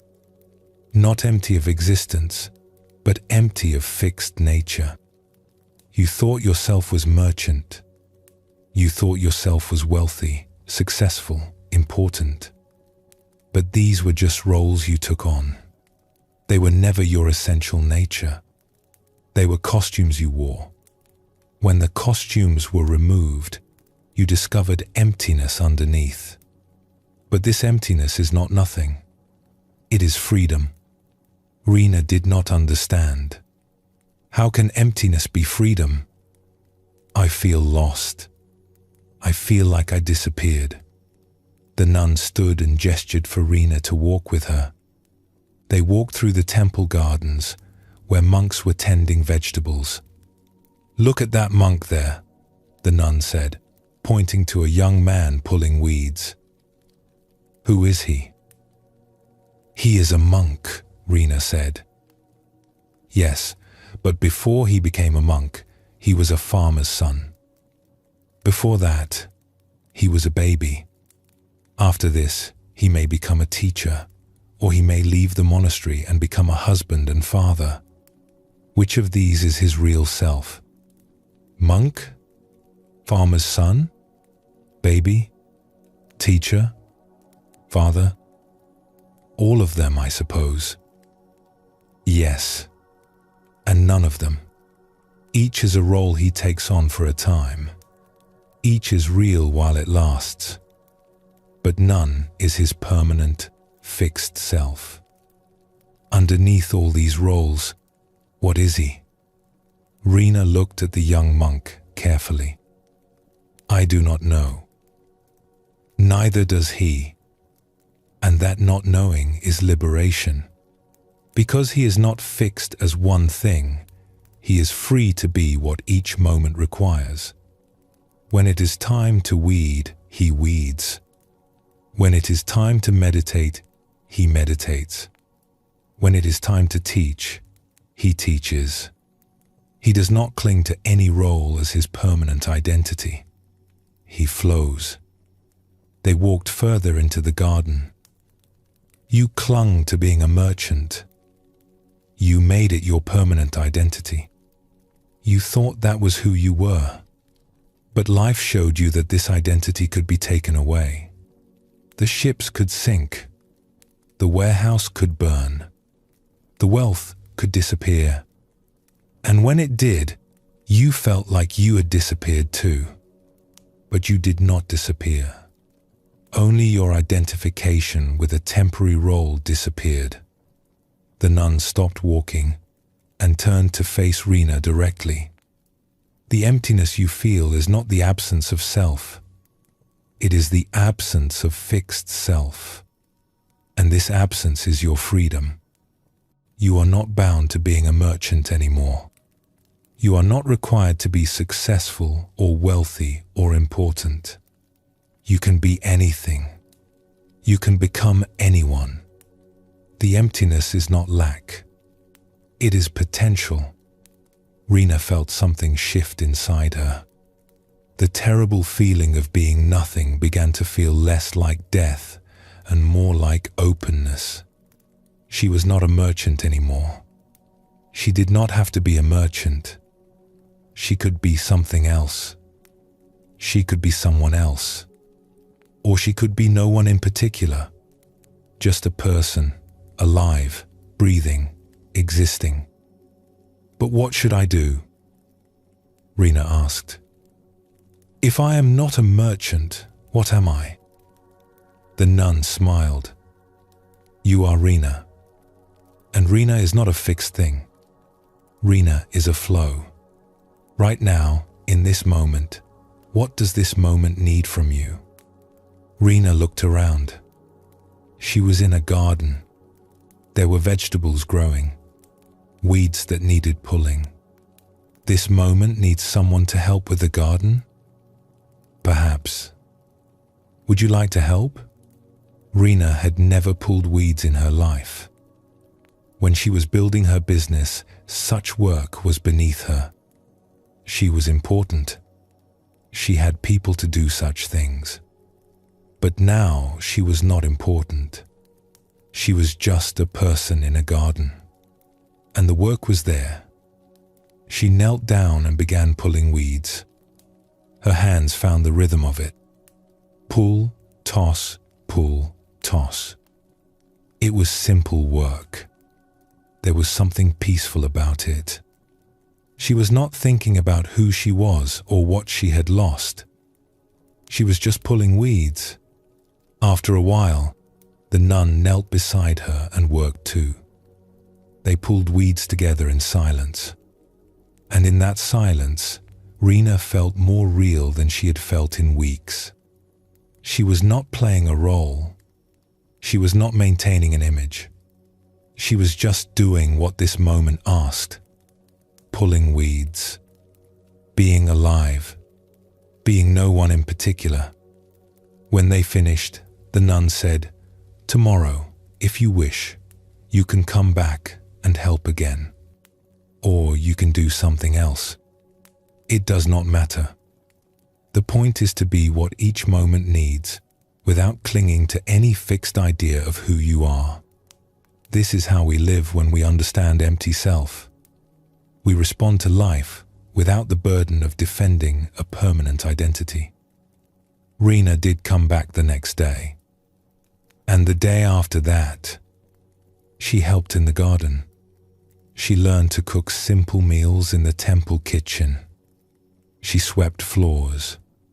She did all the work she once thought was beneath her. And gradually, something began to heal inside her. She was not rebuilding her identity as a merchant. She was discovering how to exist without a fixed identity at all.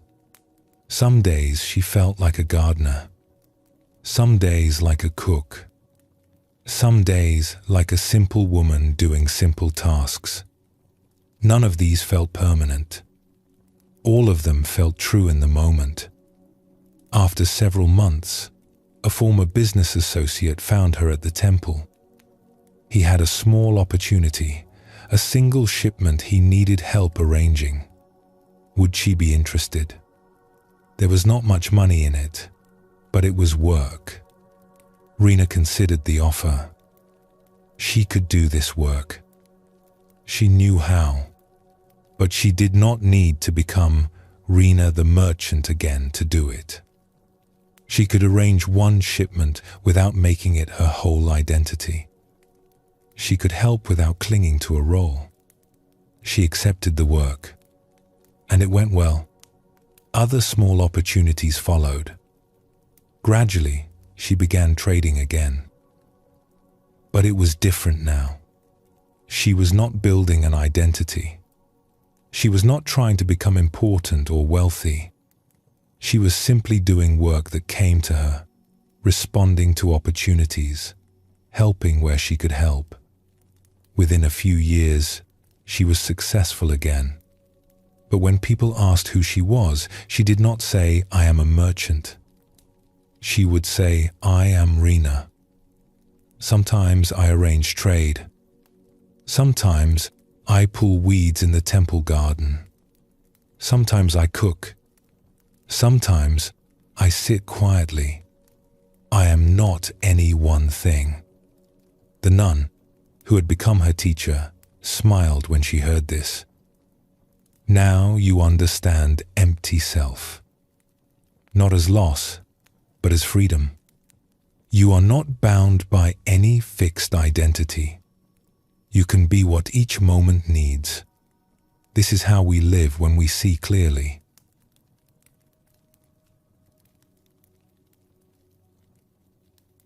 Buddhism teaches that clinging to a fixed sense of self causes suffering. We build an identity and then spend enormous energy trying to maintain it.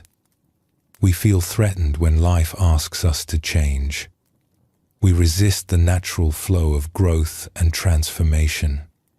We hold ourselves to being one way even when another way would serve better. But when we see that the self is empty of fixed nature, we find freedom.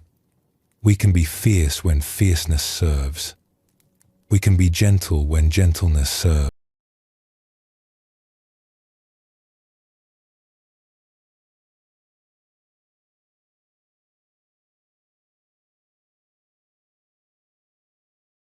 We can flow like water, taking the shape that each moment requires. The empty self is not a problem to solve. It is the nature of what we are. When we stop fighting this nature, when we stop trying to freeze ourselves into permanent shapes, we discover a lightness and ease. We can respond to life freshly instead of defending an outdated image. We can grow and change without feeling like we are betraying ourselves. We can be fully who we are in each moment because who we are is not a fixed thing but a living response. Rest now in this moment. You do not need to be anyone in particular. You do not need to maintain any image. Simply be here, breathing, aware, empty of fixed form, full of presence.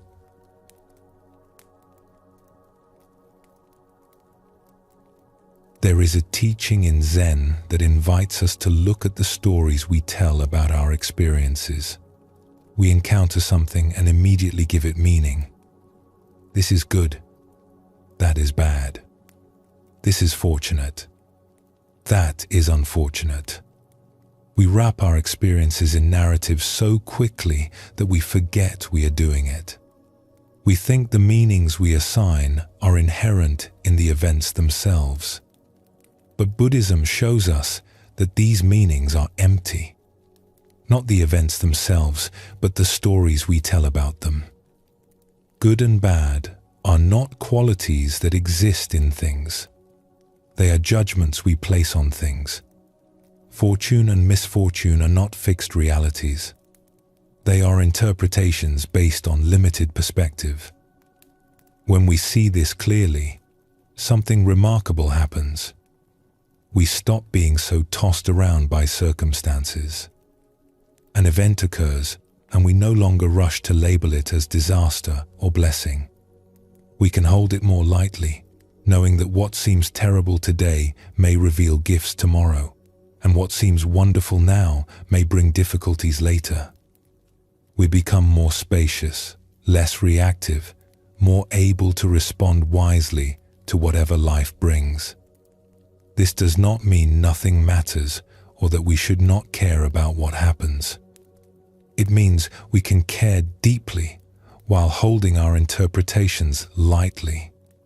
We can prefer joy to suffering without insisting that we know which is which in every moment. We can trust that life is larger than our stories about it. Let us explore a story that reveals this teaching. In a farming village surrounded by hills, there lived a man named Ojo who worked a small plot of land. He was neither wealthy nor poor. He had enough to feed his family, and occasionally a little extra to trade. His life was simple and steady. He had one son, a strong young man who helped with the heavy work. Ojo also had one horse, a sturdy animal that pulled the plow and carried loads. This horse was valuable to him. Without it, the work would be much harder. The horse was old, but still strong, still reliable. Ojo took good care of it. One morning, Ojo went out to the field and discovered that the horse was gone. The fence had a break in it. The horse must have wandered through during the night. Ojo searched the nearby fields and woods, but could not find the animal anywhere. It had simply disappeared. The neighbors heard about the missing horse and came to offer sympathy. "What terrible luck," they said. "What a misfortune. How will you plow your fields? This is very bad for you." Ojo listened to their words and nodded, but he said only, "Perhaps. We will see." The neighbors found his response strange. Of course this was bad luck. He had lost his horse. How could it be anything but misfortune? But Ojo did not seem upset. He simply accepted what had happened and went about his work, doing what he could without the horse. A week passed. One morning, Ojo heard sounds outside his house. He went out and saw his horse returning. But the horse was not alone. Following behind it were 3 wild horses, strong and beautiful. The old horse had found a wild herd in the hills and led them back. The neighbors heard about this and rushed over. "What wonderful luck," they said. "What good fortune. Now you have 4 horses instead of 1. You can sell the extra horses or use them for work. This is very good for you." Ojo listened to their excitement and nodded. But he said only, "Perhaps. We will see." Again, the neighbors found his response puzzling. Of course this was good luck. He had gained 3 valuable horses. How could it be anything but fortunate? But Ojo remained calm, neither celebrating nor claiming to know what this development would bring. The next week, Ojo's son began the work of taming the wild horses so they could be used. One of the horses was particularly spirited and difficult. As the son tried to break it to saddle, the horse bucked violently and threw him off. The young man landed badly and broke his leg. The injury was serious. The bone had broken in a difficult way. The village healer set it as best he could, but everyone could see that the leg would take many months to heal. Even then, the son might walk with a limp. He certainly could not help with the farm work during the busy growing season. The neighbors came again with sad faces. "What terrible luck," they said. "What a misfortune. First you gain horses, but now your son is injured. You have no one to help with the heavy work. The new horses have brought you only trouble. This is very bad for you." Ojo sat beside his son's bed and listened to the neighbor's words. But he said only, "Perhaps. We will see." The neighbors shook their heads. Ojo's calm response seemed like denial. Obviously, this was terrible luck. His son was injured right when he was needed most. How could this be anything but disaster? 2 weeks later, soldiers came to the village. The emperor had declared war on a neighboring kingdom and was conscripting young men for the army. Every household had to send their sons and young men to fight. The soldiers went from house to house, taking the young men away. Many were weeping. Everyone knew that war was brutal and that many of these young men would not return. When the soldiers came to Ojo's house, they looked at his son lying there with a broken leg. "This one cannot fight," they said, and moved on to the next house. Ojo's son was the only young man in the village who was not taken away to war. The neighbors came once more, this time with awe in their voices. "What incredible luck," they said. "What amazing fortune. Your son's injury saved him from war. The broken leg was actually a blessing. This is very good for you." Ojo looked at his son, whose leg was still painful and would be weak for many months. He looked at the other families in the village who were grieving the loss of their sons, and he said only, "Perhaps. We will see." One of the neighbors, an older man named Kano, stayed after the others left. He sat with Ojo in silence for a while, then said, "I notice that you never agree when we call things good luck or bad luck. You always say, 'Perhaps.' Why is this?" Ojo poured tea for both of them and sat quietly before answering. "When the horse ran away, Everyone said it was bad luck. But the horse brought back 3 wild horses. When the wild horses came, everyone said it was good luck. But one of them threw my son and broke his leg. When my son's leg broke, everyone said it was bad luck. But the broken leg saved him from going to war. He sipped his tea slowly. Each time, what looked like misfortune turned into fortune, and what looked like fortune turned into misfortune. The truth is, I do not know which is which. What seems bad today may be the seed of something good tomorrow. What seems good today may bring difficulties I cannot see yet. The events themselves are empty of being good or bad. I give them these meanings based on my limited view. Kano nodded slowly, beginning to understand. So you do not judge things as good or bad? I have preferences, Ojo said. I would prefer that my horse not run away. I would prefer that my son not break his leg. But I hold these preferences lightly. I do not know the whole story. I see only a small part of a much larger pattern. When I insist on calling something good or bad, I am making a judgment based on incomplete knowledge. But surely some things are truly bad, Kano said. If your son had died, would that not be bad? Ojo was quiet for a long moment. I would grieve. I would feel great sorrow. But would I be right to call it bad luck? I do not know what comes from what. I do not know the larger pattern. Perhaps his death would save others somehow.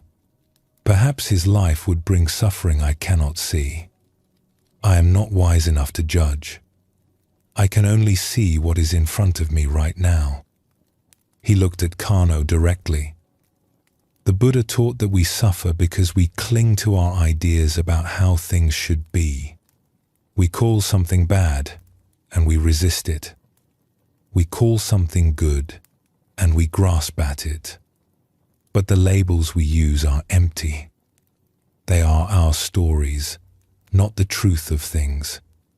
When we hold our stories more lightly, we suffer less. Kano sat with this teaching. He thought about all the times he had been certain something was terrible, only to find gifts hidden in it later. He thought about all the times he had celebrated good fortune, only to face difficulties that followed from it. He realized that Ojo was right. He did not know which was which. He was always judging based on immediate appearance, not on the full unfolding of events. How did you learn this? Kano asked. To hold your judgment so lightly? Ojo smiled. Life taught me. Again and again, what I called disaster turned into blessing. Again and again, what I called blessing turned into challenge. Eventually, I understood that my labels were not describing reality. They were describing my limited view of reality. Once I saw this, I began to say, perhaps, instead of rushing to judgment. Perhaps this is good. Perhaps this is bad. I do not know. I will wait and see. Does this not make you passive? Kano asked. If nothing is good or bad, why do anything? I still act, Ojo said. When the horse ran away, I searched for it. When my son broke his leg, I called the healer. When the soldiers came, I was grateful they left my son behind. I respond to what life brings. But I do not add extra suffering by insisting I know what it all means. I do what seems right in each moment, and I remain open to being surprised by how things unfold. Kano left that evening, thinking deeply about what Ojo had said. In the following years, he noticed how much energy he had spent judging every event as good or bad. And he began to practice what Oho had shown him. When something happened that seemed terrible, he would pause and say to himself, "Perhaps we will see." When something happened that seemed wonderful, he would say the same. "Perhaps we will see." This practice did not make him indifferent. It made him wiser. He still had preferences and took appropriate action, but he stopped being tossed around by his judgments. He stopped suffering the extra pain of insisting things should be other than they were. He found a kind of peace that did not depend on life going his way.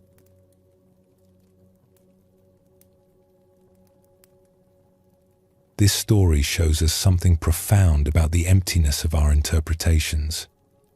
Oho understood that the labels good fortune and bad fortune were stories he was telling, not qualities inherent in the events themselves. The horse running away was not good or bad. It was just a horse running away. The meanings came from his mind, not from the event. We do this constantly. Something happens and we immediately wrap it in interpretation. We tell ourselves stories about what it means, whether it is good or bad, whether it helps or harms us. And these stories shape our experience more than the events themselves do. When Ojo said, "Perhaps we will see," he was acknowledging the emptiness of his judgments.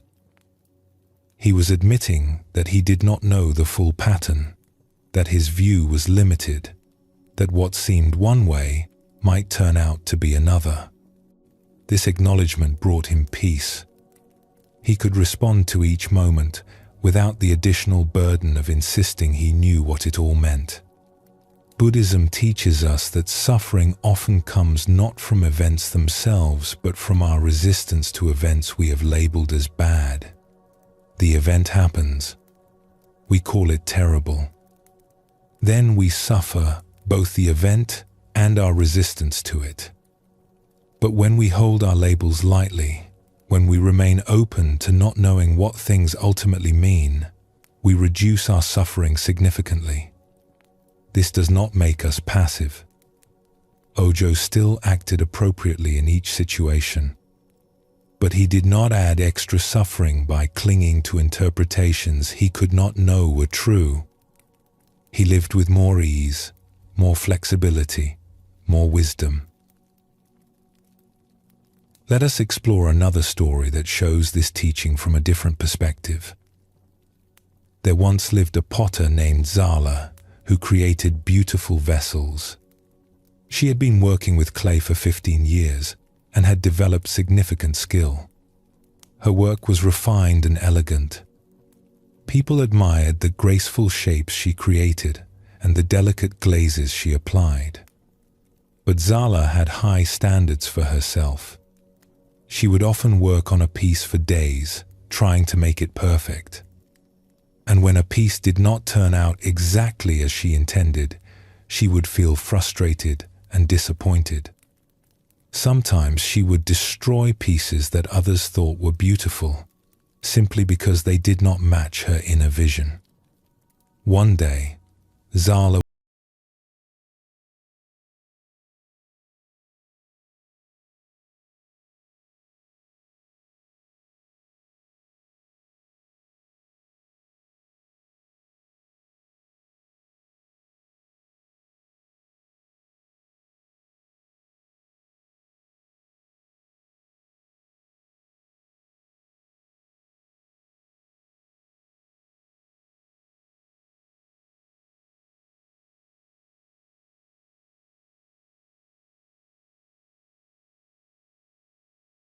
unexpected ways.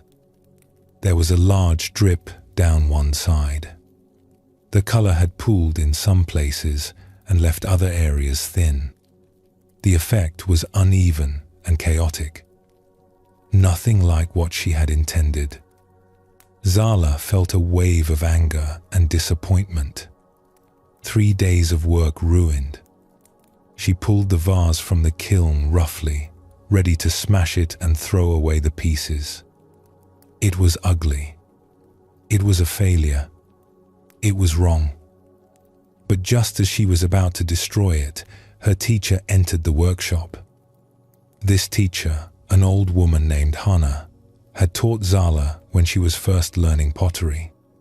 Though Zala now worked independently, Hannah still visited occasionally to see what her former student was creating. "What do you have there?" Hannah asked, noticing the vase in Zala's hands. "A mistake," Zala said bitterly. "The glaze ran during firing. It is ruined. I am about to destroy it." Hannah came closer and examined the vase carefully. She turned it slowly, looking at it from all angles. The morning light came through the window and lit up the uneven blue glaze, making it shimmer.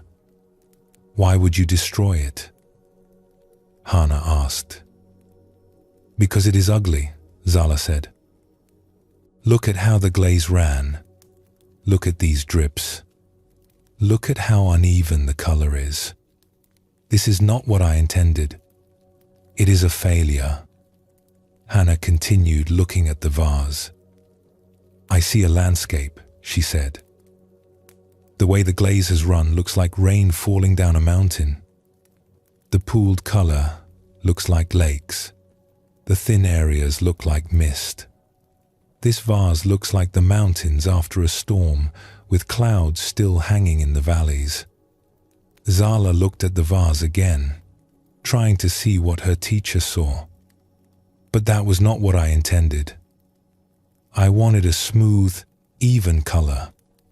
I wanted perfection." "Yes, you wanted something," Hannah agreed. "And you got something else. But what you got is not inherently ugly. You are calling it ugly because it does not match your intention. The vase itself is empty of being ugly or beautiful.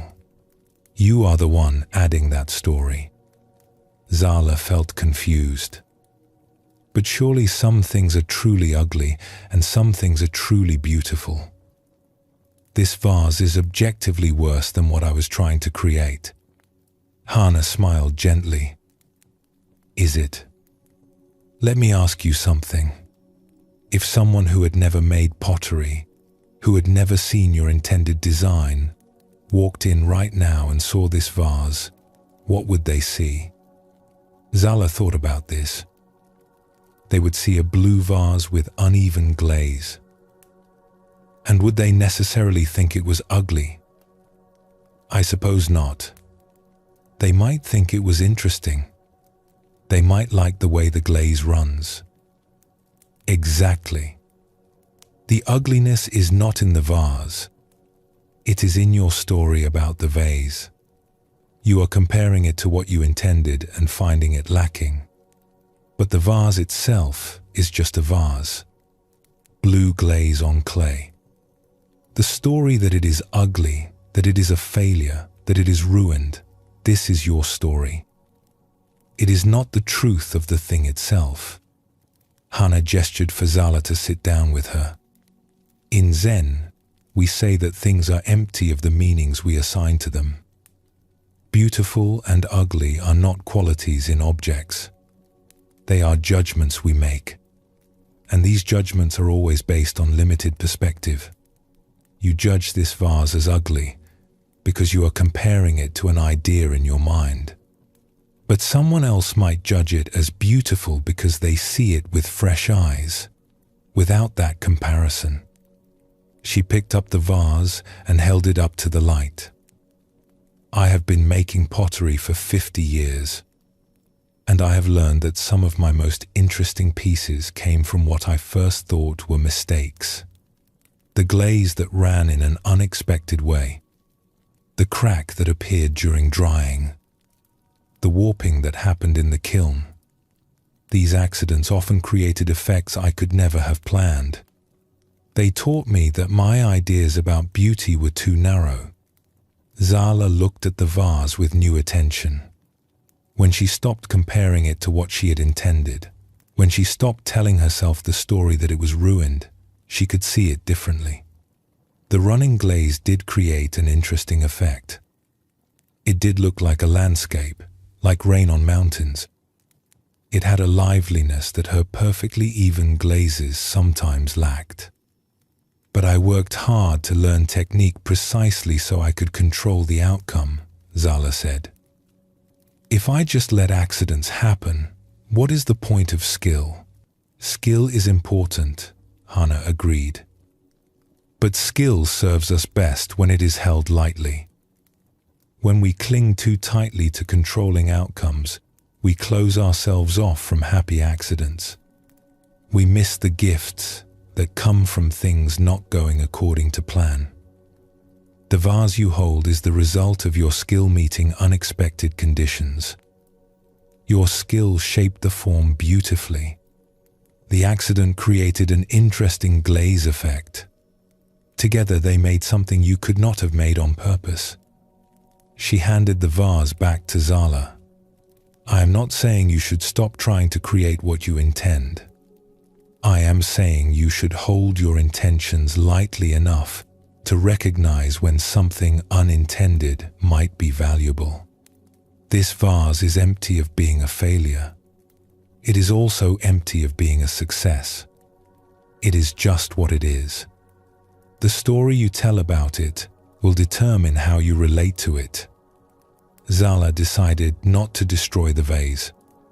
She set it aside and continued with her work. But she kept glancing at it throughout the day. And the more she looked at it without the story of failure, the more she found to appreciate in it. A week later, Zala was preparing for a market where she would sell her pottery.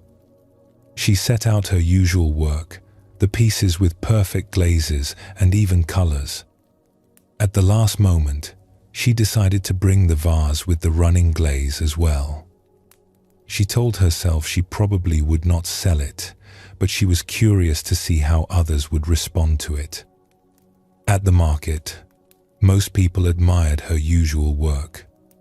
But one woman stopped in front of the blue vase and stood there for a long time, just looking at it. Finally, she asked, "How much for this one?" Zala named a price, expecting the woman to say it was too much for such a flawed piece. But the woman paid without hesitation and carefully wrapped the vase to carry home. "This is the most beautiful thing you have," the woman said. "It reminds me of the mountains where I grew up. The way the mist would hang in the valleys after rain. I have been looking for something that captures that feeling, and this vase does it perfectly." After the woman left, Zala stood there thinking about what had happened. She had called the vase ugly. She had almost destroyed it. But this woman had called it beautiful. She had seen in it exactly what Hannah had seen. A landscape, mountains and mist and rain. Which story was true? Her story of failure or the woman's story of beauty? Neither, Zala realized. Both were stories placed on top of what the vase actually was. The vase itself was empty of being beautiful or ugly. It was just blue glaze that had run during firing. The meanings came from the people looking at it, not from the vase itself. This understanding changed how Zala worked. She still aimed for her intended results. She still used her skill to create what she envisioned. But when accidents happened, she no longer rushed to judge them as failures. She would pause and look at what had actually occurred, setting aside her story about what should have happened. Sometimes the accidents truly were problems that needed to be corrected or discarded. But sometimes they revealed possibilities she had not considered. Glaze colors mixing in unexpected ways. Forms warping into interesting shapes. Cracks creating patterns she could never have planned. When she stopped insisting that accidents were bad, she found gifts hidden in them. she also became less attached to her successes. When a piece turned out exactly as she intended and people praised it, she would feel pleased but not proud. She understood that beautiful was a story they were placing on the work, just as ugly was a story she had placed on the running glaze. The work itself was empty of these labels. It was just clay and glaze shaped in particular ways. This understanding brought Zala a kind of freedom she had not experienced before. She no longer felt devastated when things went wrong, or inflated when things went right. She worked with care and skill, but she held her results lightly. She did her best and then watched with curiosity to see what would happen, knowing that her judgments about success and failure were just stories, not truth. Years later, when younger potters would ask her for advice, she would tell them, "Learn your technique well. Develop your skill. But do not cling to your vision so tightly that you miss what actually happens. The clay will teach you things you did not know. The fire will show you possibilities you did not imagine. Your mistakes will sometimes be your teachers. Hold your stories about success and failure lightly. Let the work be what it is."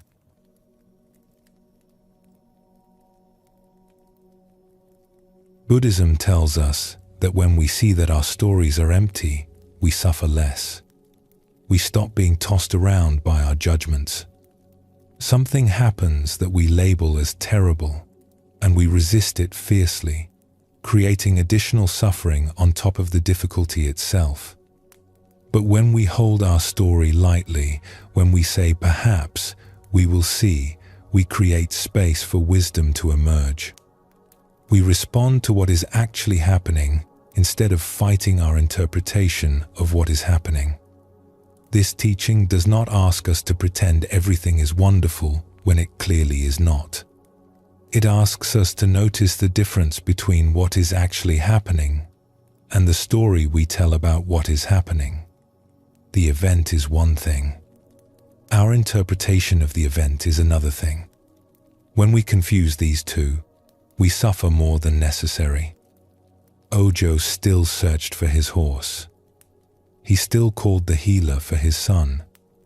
He still felt grateful when his son was spared from war. He was not passive or indifferent, but he did not add the extra suffering of insisting he knew what each event ultimately meant. He responded appropriately to what arose, while remaining open to being surprised by how things unfolded. Zala still worked with skill and care. She still had preferences about how she wanted her pieces to turn out. But she did not add the extra suffering of rigidly clinging to her vision. When accidents happened, she could look at them with curiosity instead of immediately labeling them as failures. This openness allowed her to see possibilities she would have missed if she had been bound by her stories. The emptiness of our stories is not a problem. It is a liberation.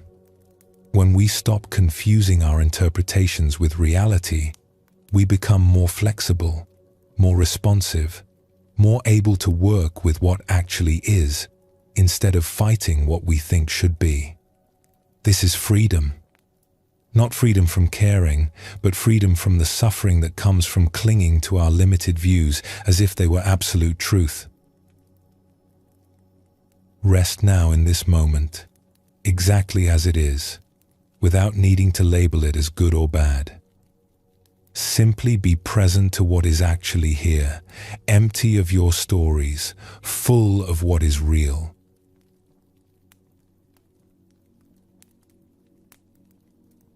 There is a teaching in the Heart Sutra, one of the most famous texts in Buddhism, that sounds like a paradox. It says, "Form is emptiness, emptiness is form." This teaching confuses many people when they first encounter it. How can form be emptiness? How can emptiness be form? Are these not opposites? But Buddhism shows us that form and emptiness are not two different things. They are the same reality seen from two perspectives. When we look at a wave, we can see it as a distinct form rising from the ocean. But we can also see that the wave is empty of being separate from the ocean. It is ocean water temporarily taking the shape of a wave. The wave is form. The wave is also emptiness. These are not contradictory. They are two ways of seeing the same thing. This teaching is not abstract philosophy. It has practical meaning for how we live. When we understand that form is emptiness, we stop clinging to things as if they were solid and permanent. When we understand that emptiness is form, we stop falling into nihilism or believing nothing matters. We see that everything exists as a dynamic process, always flowing, always changing, but never simply nothing. The ancient Zen masters expressed this teaching in many ways. They would say that mountains are not mountains, then mountains are mountains again. They meant that when we first see a mountain, we think it is a solid, permanent thing. Then we learn it is empty of independent existence, constantly changing, made of smaller parts.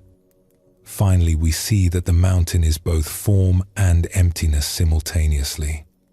It is a mountain and it is empty. Both truths exist together. We can see this in our own experience if we look closely. Hold your hand before your face. It appears solid, but your hand is mostly empty space. The atoms are tiny particles separated by vast distances. Between the particles is emptiness. Yet your hand is real. It functions. It moves. It feels. The form is not denied by the empty.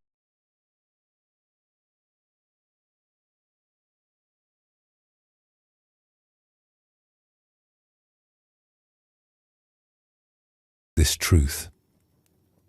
There once lived a tea master named Paro, who ran a small tea house near a monastery.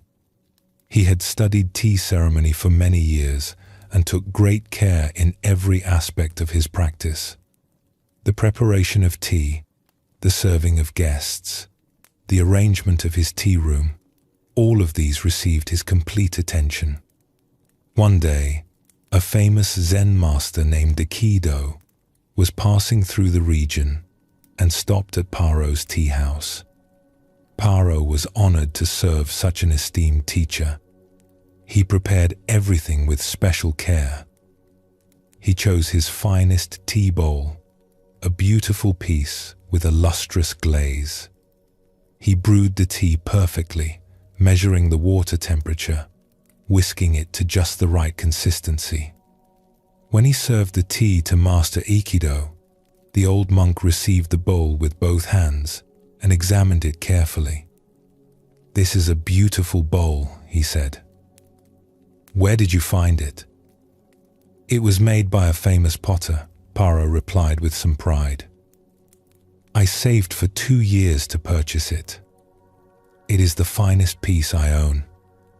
Master Aikido nodded and drank the tea slowly, savoring it. When he finished, he held up the bowl again, looking at it in the light. "Tell me," he said, "is this bowl full or empty?"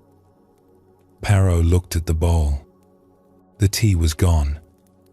"It is empty now, Master. You have drunk all the tea."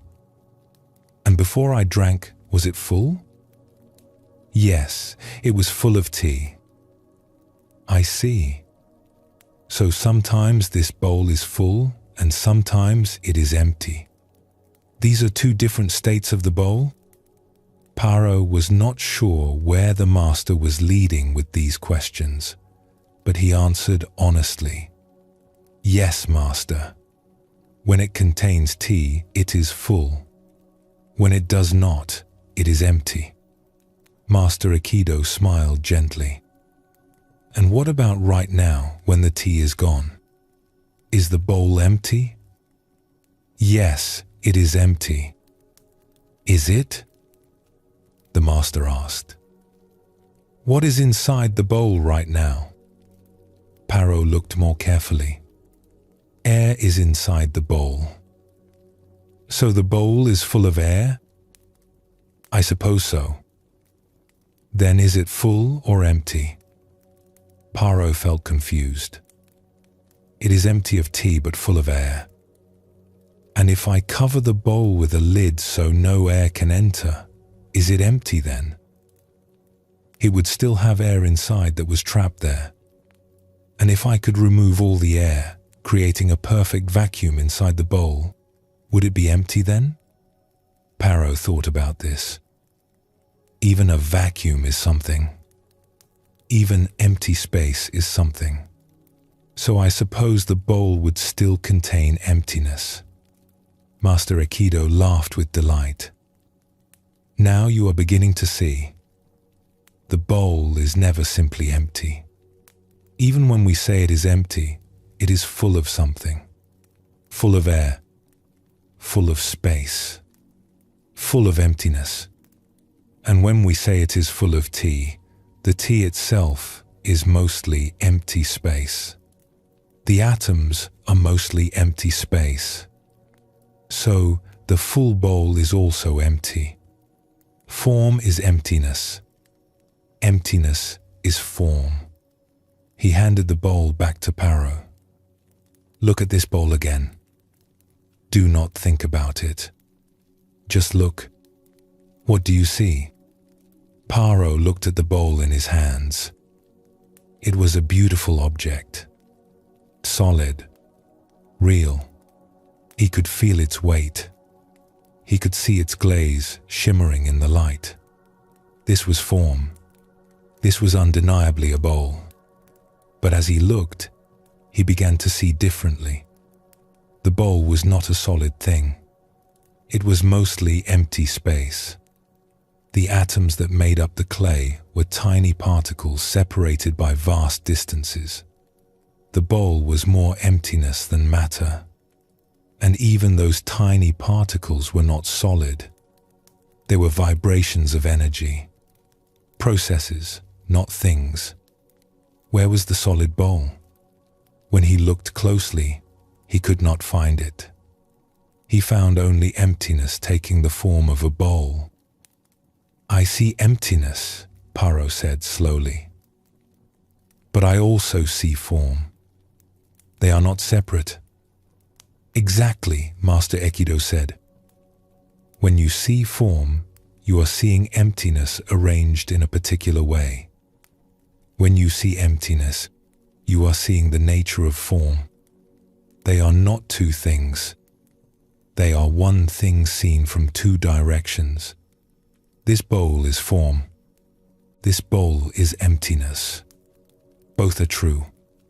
Neither is more true than the other. He gestured around the tea house.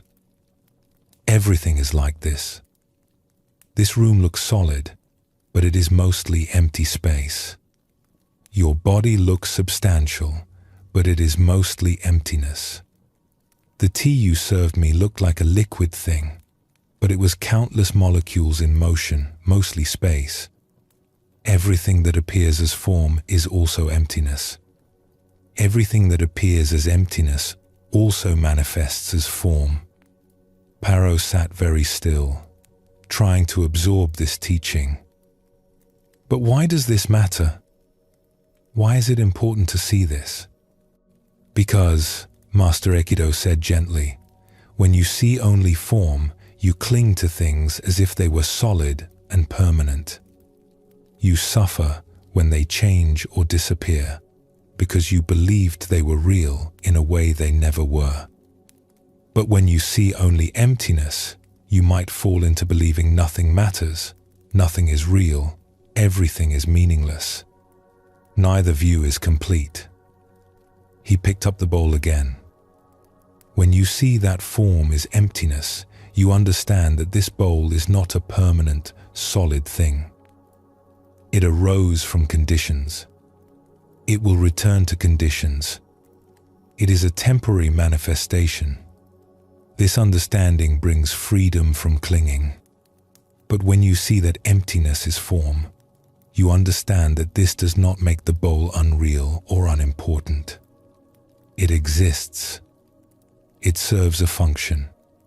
It has beauty. It matters, even though it is empty. This understanding brings freedom from nihilism. He handed the bowl to Paro once more. Hold both truths together.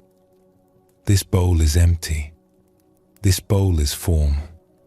When you can hold both without contradiction, you see clearly. You can appreciate the bowl's beauty without grasping at it. You can use the bowl without believing it is permanent. You can care for it while knowing it will eventually break. This is wisdom. This is freedom. After Master Ekido left, Paro found that he looked at everything differently. He would hold a tea bowl and see both its form and its emptiness simultaneously. He would see the solid ceramic and the spaces between atoms. He would see the beautiful glaze and the temporary arrangement of minerals. Both were real.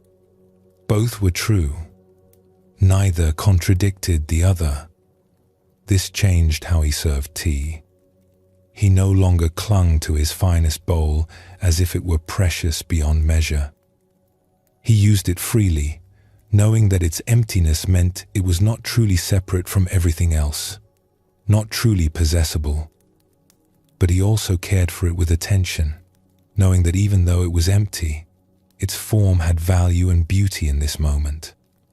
When the bowl eventually broke, as all bowls do, Paro felt sadness, but not devastation.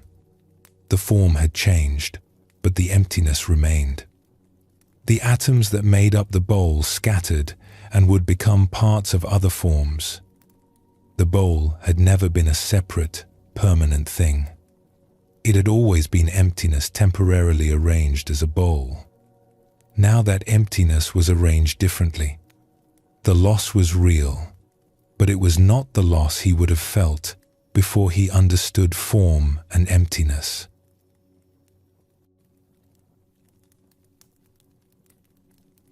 This story shows us how form and emptiness are not separate. The tea bowl appeared as solid form, but when examined closely, it revealed itself as mostly empty space. When Paro learned to see both the form and the emptiness simultaneously, he found freedom. He could appreciate the bowl without clinging to it as permanent. He could use it without denying its reality. He held both truths together. The Heart Sutra teaches that form does not differ from emptiness, and emptiness does not differ from form. Whatever is form is emptiness. Whatever is emptiness is form. This is not saying that things do not exist. It is saying that things exist as emptiness manifesting. The wave is not separate from the ocean. The bowl is not separate from the emptiness it is made of. When we understand this, we stop being caught between two extremes. We do not grasp at things as if they were solid and permanent. We do not dismiss things as if they were meaningless and unreal. We see clearly that everything exists as a dynamic process, always flowing between form and emptiness, never stopping in either state. Let us explore another story that captures this teaching. In a small village in the mountains, there lived a carpenter named Bai who built houses and furniture. He was skilled at his craft and took pride in his solid, well-made work. When he built a table, it was sturdy and strong. When he built a house, it lasted for generations. He believed in the solidity of things, in the reality of the forms he created. One winter, Bai was hired to build a small hermitage for a monk who wanted to live in solitude on the mountain. Bai worked carefully, selecting the best wood, joining the pieces with precision. He built a small structure that would withstand the harsh mountain weather, with strong walls and a solid roof. When the hermitage was complete, the monk moved in and invited Bai to share tea with him before he descended back to the village. They sat together in the small room Bai had built, and the monk asked him, "What did you build here?" Bai looked around with satisfaction. "I built a solid house. Strong walls to keep out the cold. A good roof to keep out the rain. This hermitage will last many years." The monk nodded. "The walls are solid?" "Very solid. I chose the best timber. The joints are tight. These walls will not fail." "Tell me," the monk said, "if the walls are completely solid, how did you get inside? How am I sitting in here with you?" Bai laughed. "The walls are solid, but there is a door. I made an opening so you could enter." "Ah," the monk said. "So the walls are not completely solid. They have openings. What else did you build that is not solid?" Bai thought about this. "The windows. I made windows so you could see out and let in light. So there are more openings. What else?" "Well, the whole interior is empty space. That is what makes the hermitage useful. If it were completely solid, you could not live in it." The monk smiled. "So this solid house you built is actually mostly empty space. The walls are just boundaries around emptiness. Without the emptiness, the house would be useless. The emptiness is what makes it a house." Bai had never thought of it this way. He had always focused on the solid parts, the walls and roof that he built. But the monk was right. The purpose of the house was the empty space inside. The solid parts existed only to define and protect that emptiness. "But the wood is still solid," Bai said. "Even if the house contains emptiness, the walls themselves are solid wood." The monk stood and walked to the wall. He knocked on it with his knuckles. It made a solid sound. "This seems solid, yes? But look more closely. What is wood made of?" "Trees," Bai said. "I cut the trees and shaped them into timbers."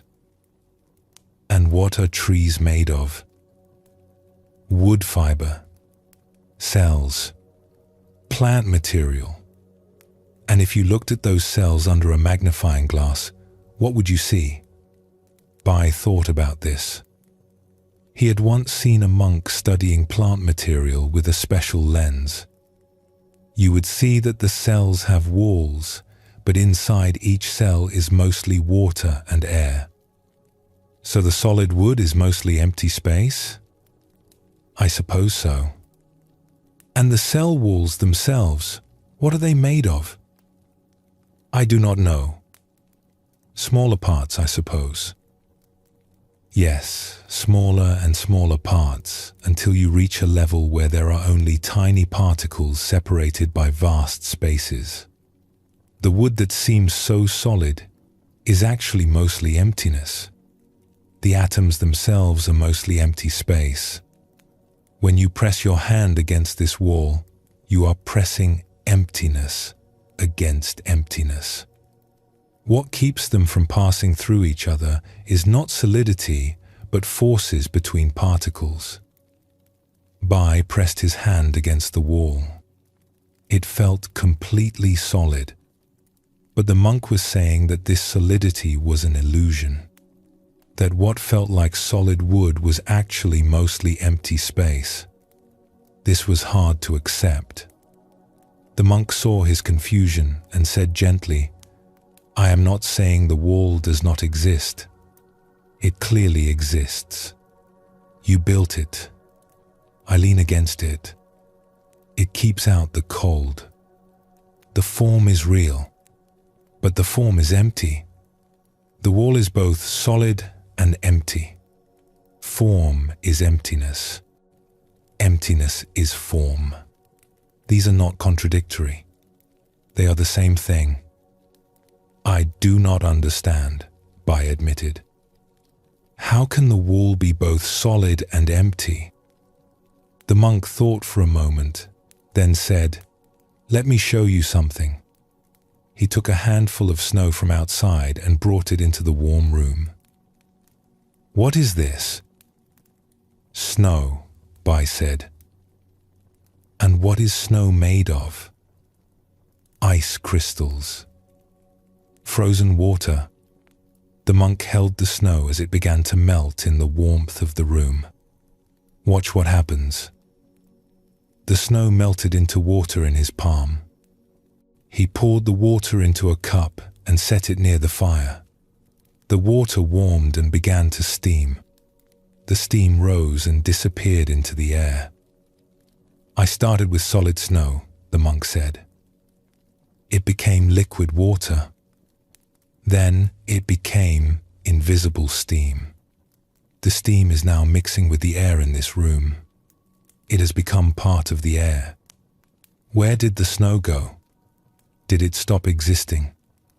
"No," Bai said. "It changed form. It is still here, just in a different state." "Exactly. The snow was a temporary form that water took. The water was a temporary form. The steam is a temporary form. But what is the essence? Is it ice? Is it water? Is it steam? Or is it something that moves through all these forms without being fixed as any one of them?" Bai began to understand. The essence is not any particular form. It is what takes form. "Yes, and what is that?" Bai thought deeply. "Emptiness? The potential to take form?" The monk smiled widely. "Now you are seeing. The snow is empty of being permanently snow. It is water temporarily frozen. The water is empty of being permanently water. It is H2O molecules temporarily liquid. The molecules themselves are empty of being permanent. They are atoms temporarily bonded. The atoms are empty of being solid. They are particles and space. At every level, when you look for the essence, you find emptiness. But this emptiness is not nothing. It is what manifests as snow, as water, as steam, as air. Form is emptiness taking shape. Emptiness is the nature of form. He gestured to the walls around them. This house you built is the same. The wood is a temporary form that emptiness has taken. Before it was wood, it was a tree. Before that, it was seed and soil and water and sun. After this, when the house decays, it will become soil again, and perhaps another tree will grow from it. The form keeps changing, but the emptiness that manifests as these forms does not come or go. It is always here, always taking new shapes. Bai sat quietly, trying to hold this understanding. The house he had built suddenly seemed less solid, but also more wonderful. It was not a permanent thing he had created. It was emptiness temporarily arranged as a house. The wood had been arranged by the tree's growth. He had rearranged it into walls and roof. Eventually, weather and time would arrange it into something else. But nothing was being created or destroyed. Forms were arising and dissolving, but the emptiness they arose from and dissolved into remained. So when this house falls down, Bai said slowly, it will not really be gone? The form will change, the monk said. But the wood will still exist as something else. The emptiness that manifested as this house will manifest as other things. Nothing is lost. Nothing is gained. Only forms arising and dissolving in emptiness, which is itself form. Bai stood and looked at the walls he had built with new eyes. They were solid and empty simultaneously, real and impermanent simultaneously. Both truths were present together, not contradicting each other, but completing each other. "This is a strange teaching," Bai said. "It makes my head hurt." The monk laughed. "It is strange only because we are used to thinking of form and emptiness as opposites. But they are not opposites. They are the same thing. When you see deeply into form, you find emptiness. When you understand emptiness, you see it manifesting as form. This is not a puzzle to solve with thinking. It is something you see directly when you look clearly at what is actually here." Bai descended the mountain that evening with his mind full of new thoughts. He looked at the trees and saw them as temporary forms that emptiness was taking. He looked at the rocks and saw the same thing. He looked at his own hands and saw that he too was a temporary form, mostly empty space, constantly changing, never the same from moment to moment. This understanding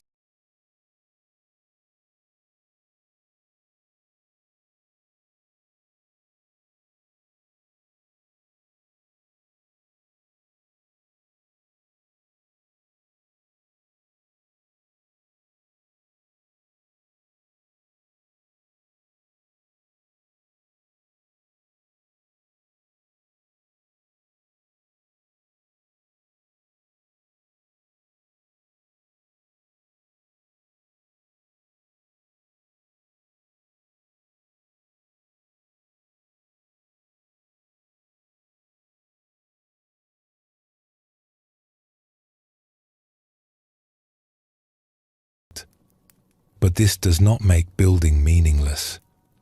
It makes it more meaningful. I am not creating permanent things.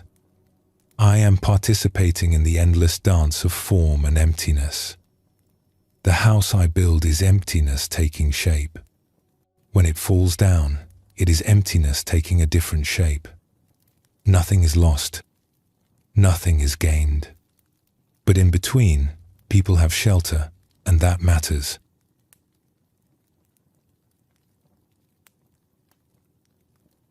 The Heart Sutra's teaching is not asking us to deny the reality of form.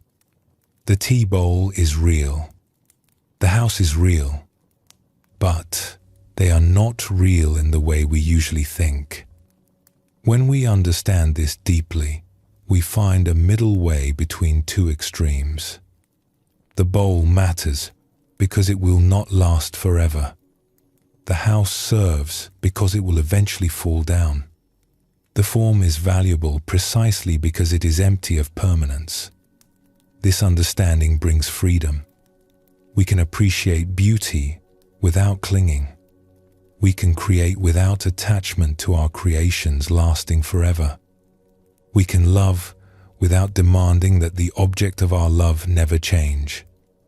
We see that everything is flowing, everything is becoming, nothing is fixed. And in this flow, we find not chaos but the natural rhythm of reality expressing itself. Form is emptiness. Emptiness is form. When we truly understand this, we understand the heart of Buddhist teaching about the nature of existence.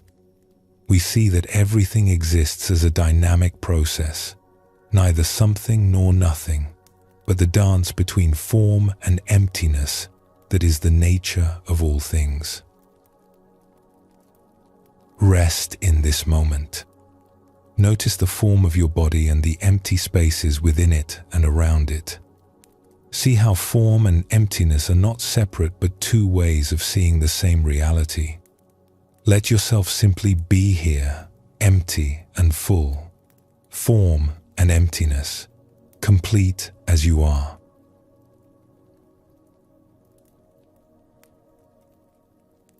Buddhism teaches us something remarkable about the nature of mind. It says that awareness itself is empty, not empty of the capacity to know, but empty of fixed content.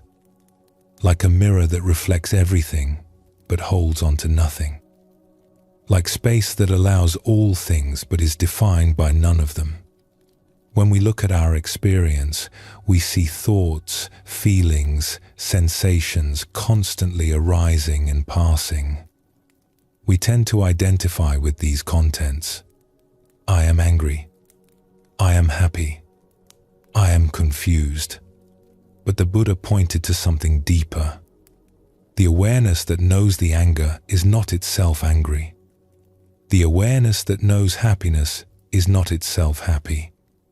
The awareness that knows confusion is not itself confused. This awareness is like a mirror. A mirror shows you an angry face, but the mirror itself is not angry. It shows you a happy face, but the mirror is not happy. Whatever appears in the mirror remains unchanged, unmarked, empty of being any particular thing. Our awareness is like this. Everything appears in it, but it is not changed by what appears. When we recognize this empty awareness, we find a profound freedom. We are no longer tossed around by every thought and feeling that arises. We see that thoughts come and go, but the awareness that knows them is stable and clear. Emotions rise and fall, but the awareness remains. We discover that we are not our thoughts, not our feelings, not our experiences. We are the empty awareness in which all of these appear. This teaching is sometimes called mirror mind or original mind.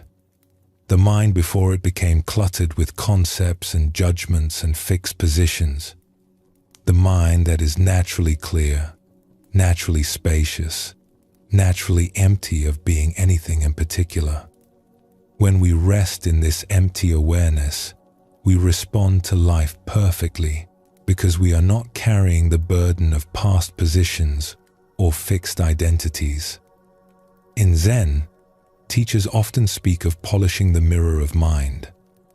But this is a strange instruction because the mirror is already clear. We do not need to make awareness clear. We need to recognize that it already is clear. The dust that seems to obscure it is our identification with thoughts and feelings. When we see that awareness is separate from its contents, the dust falls away on its own.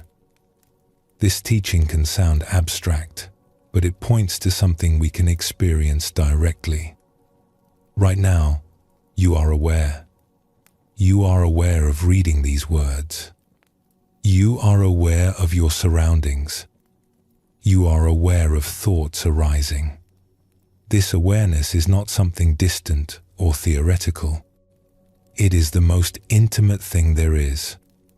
It is what you are, underneath all the changing contents of experience. The practice is not to create this awareness. It is already here. The practice is to recognize it, to rest in it, to stop identifying with the stream of contents and know yourself as the space in which the contents appear. When you do this, you discover a freedom and peace that does not depend on circumstances being a certain way. Let us explore a story that shows this teaching. There once lived a young monk named Noro who had come to a monastery to study meditation. He was earnest and sincere, eager to understand the teachings. His master assigned him a simple task. Every morning, he was to polish a large bronze mirror that hung in the meditation hall. Noro took this task seriously. Each morning before dawn, he would take soft cloths and carefully clean the mirror's surface. He would remove any dust or smudges. He would polish it until it shone brightly, reflecting everything clearly. Then he would sit in meditation before it. This went on for many months. Noro polished the mirror each day and sat in meditation. But he felt he was making no progress in his practice. His mind was still full of thoughts. His emotions still disturbed him. He felt he was no closer to enlightenment than when he began. One morning, as he was polishing the mirror, his master approached and stood watching him work. After a while, the master asked, "What are you polishing?" Noro looked up, surprised by the question. "I am polishing the mirror, master, as you instructed me to do." "Yes, I can see that. But tell me, what are you really polishing? The bronze? Or something else?" Noro thought about this. "I am polishing the bronze so it will reflect clearly." "And why does the bronze need polishing?" "Because dust settles on it. The dust obscures the reflection." "I see. And when you remove the dust, what happens?" "The mirror reflects clearly again." The master nodded. "And what about the mirror itself? When dust is on it, is the mirror itself dusty? Or is the dust only on the surface?" Noro paused in his polishing. "The dust is only on the surface. The mirror itself remains unchanged." "Good. And when you polish away the dust, does the mirror become more mirror-like? Or is it the same mirror that was there all along?" "It is the same mirror. I am only removing what obscured it." The master smiled. "Now tell me, what is this mirror like?" Noro looked at the polished bronze. He could see his own reflection in it clearly. He could see the room reflected. He could see the morning light streaming through the windows. The mirror reflects everything. Whatever is before it appears in it. Does the mirror choose what to reflect? No, it reflects everything equally. And when something moves away from the mirror, does the mirror hold on to its reflection? Noro thought about this. No, when something moves away, its reflection disappears. The mirror does not hold on to anything. So the mirror is empty? Yes, the mirror is empty. It reflects everything but holds nothing. The master sat down beside Noro. Your mind is like this mirror. Your awareness is naturally clear, naturally reflective, naturally empty. It reflects all your thoughts, all your emotions, all your experiences. But like this mirror, awareness itself is not changed by what it reflects. A thought of anger appears, and awareness knows it. But awareness itself is not angry. A feeling of sadness arises, and awareness knows it. But awareness itself is not sad. Noro listened carefully, beginning to understand. You have been polishing this mirror for months, the master continued. But the real practice is not polishing bronze. It is recognizing the mirror-like nature of your own awareness. Right now, thoughts are appearing in your awareness. Can you see them? Noro noticed his thoughts. He was thinking about what the master was saying. He was thinking about the mirror. He was thinking about his practice. Yes, I can see my thoughts. And what is seeing the thoughts? Noro paused. My awareness is seeing the thoughts.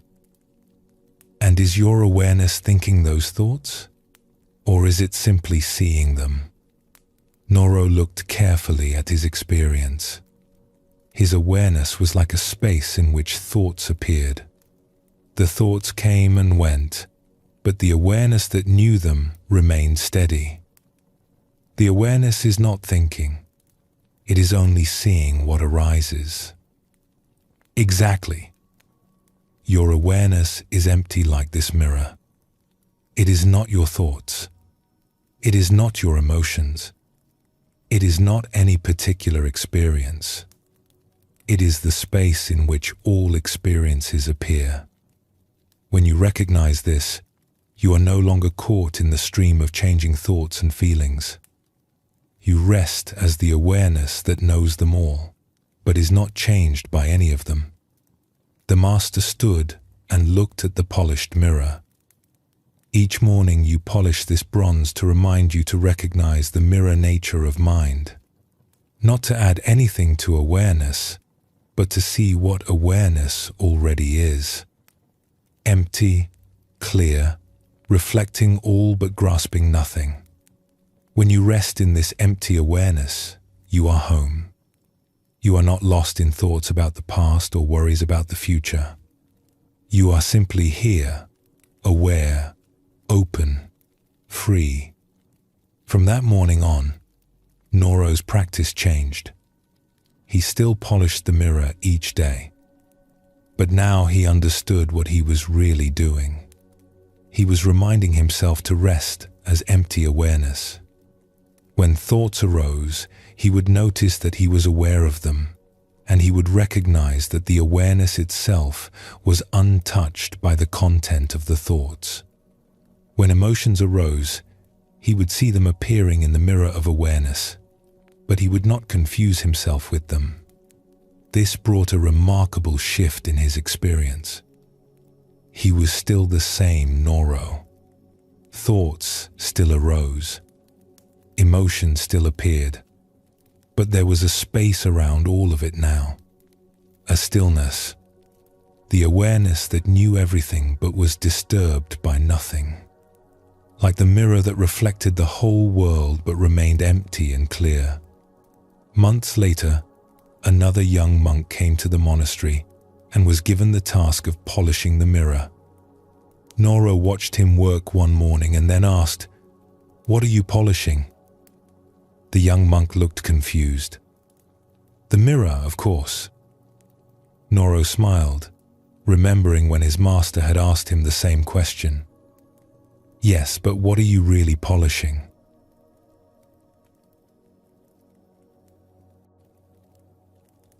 This story reveals the teaching of empty awareness. Noro discovered that awareness is like a mirror. It reflects everything that appears before it, but it is not changed by what it reflects. Thoughts, emotions, sensations all appear in awareness, but awareness itself remains empty, clear, unmarked. This understanding is deeply liberating.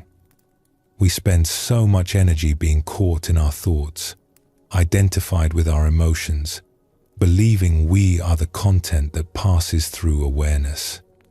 But when we recognize the mirror-like nature of awareness itself, we find a stability that is not dependent on what arises. Zen masters speak of this as original mind or Buddha nature. The mind before it became cluttered with concepts, before it learned to identify with its contents. This empty awareness is always present. It is not something we need to create or achieve. It is what we already are, underneath all the thoughts and feelings we have mistaken for ourselves. This is what Noro's master was pointing to when he asked what Noro was really polishing. He was not asking about the bronze mirror. He was pointing to the practice of recognizing the mirror nature of mind. Every time Noro polished the physical mirror, he was being reminded to recognize the empty, reflective nature of his own awareness. This practice does not make difficult emotions disappear. Anger still arises. Sadness still appears. But there is a crucial difference. When we know ourselves as the empty awareness in which these emotions appear, we are not controlled by them. We can feel anger without becoming anger. We can experience sadness without being consumed by sadness. The emotions are real, but they are not who we are. They are reflections in the mirror, not the mirror itself. Let us explore another story that explores this teaching. In a village by a wide river, there lived a woman named Kima who made her living as a river guide. She would ferry people across the river in her boat, help merchants transport goods, and teach children how to read the river's moods. She knew the river intimately, every current and shallow, every season's changes. What Kima loved most was the still water near the riverbank on calm mornings. When there was no wind and no current, the water became perfectly still. So still that it reflected the sky and trees with perfect clarity. She could look down into the water and see the clouds moving across the sky, the birds flying overhead, the branches of trees swaying gently. One morning, a traveling teacher stopped by the river and asked Kima to ferry him across. As they waited for the tide to be right, the teacher sat on the bank and looked at the still water. "This water is remarkable," he said. "Look how clearly it reflects everything." Kima sat beside him. "On calm mornings like this, the water becomes like a mirror. I can see the whole world reflected in it." "Tell me," the teacher said, "when you see a bird flying in the reflection, where is the bird?" Kima pointed up. "The real bird is in the sky. The reflection is in the water. And when the bird flies away, what happens to the reflection? It disappears. The water no longer shows the bird." "Does the water miss the bird?" Kima smiled at the question. "No, the water does not hold anything. When the bird is there, the water shows it. When the bird is gone, the water shows only sky." "So the water is empty of holding anything?" "Yes, I suppose it is." The teacher gestured to the still water. "Your mind is like this water. When it is still, it reflects everything clearly. A thought appears, and the mind knows it, just as the water reflects the bird. The thought passes, and the mind is empty again, just as the water shows only sky when the bird flies away. But most people do not have still minds. They have minds like rough water, disturbed by wind and current." He picked up a stone and tossed it into the still water. Ripples spread out, distorting the reflection.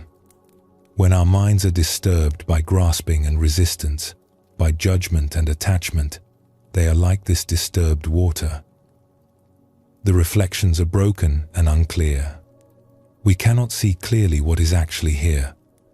Kima watched the ripples slowly settle and the reflection become clear again. But the water returns to stillness naturally when the disturbance passes. Yes, exactly. The mind is naturally clear and still, like this water. It is naturally empty, naturally reflective, but we disturb it constantly with our reactions and judgments. We throw stones into it with our grasping and resistance. Then we cannot see clearly because the water of our mind is too disturbed to reflect accurately. The teacher stood and walked to the water's edge. "Look at the reflection of this tree. The tree appears in the water, but the water is not a tree. The water does not become what it reflects. It remains water, empty and clear, even while showing the tree's image. Your awareness is like this. Anger appears in your awareness, but awareness does not become angry.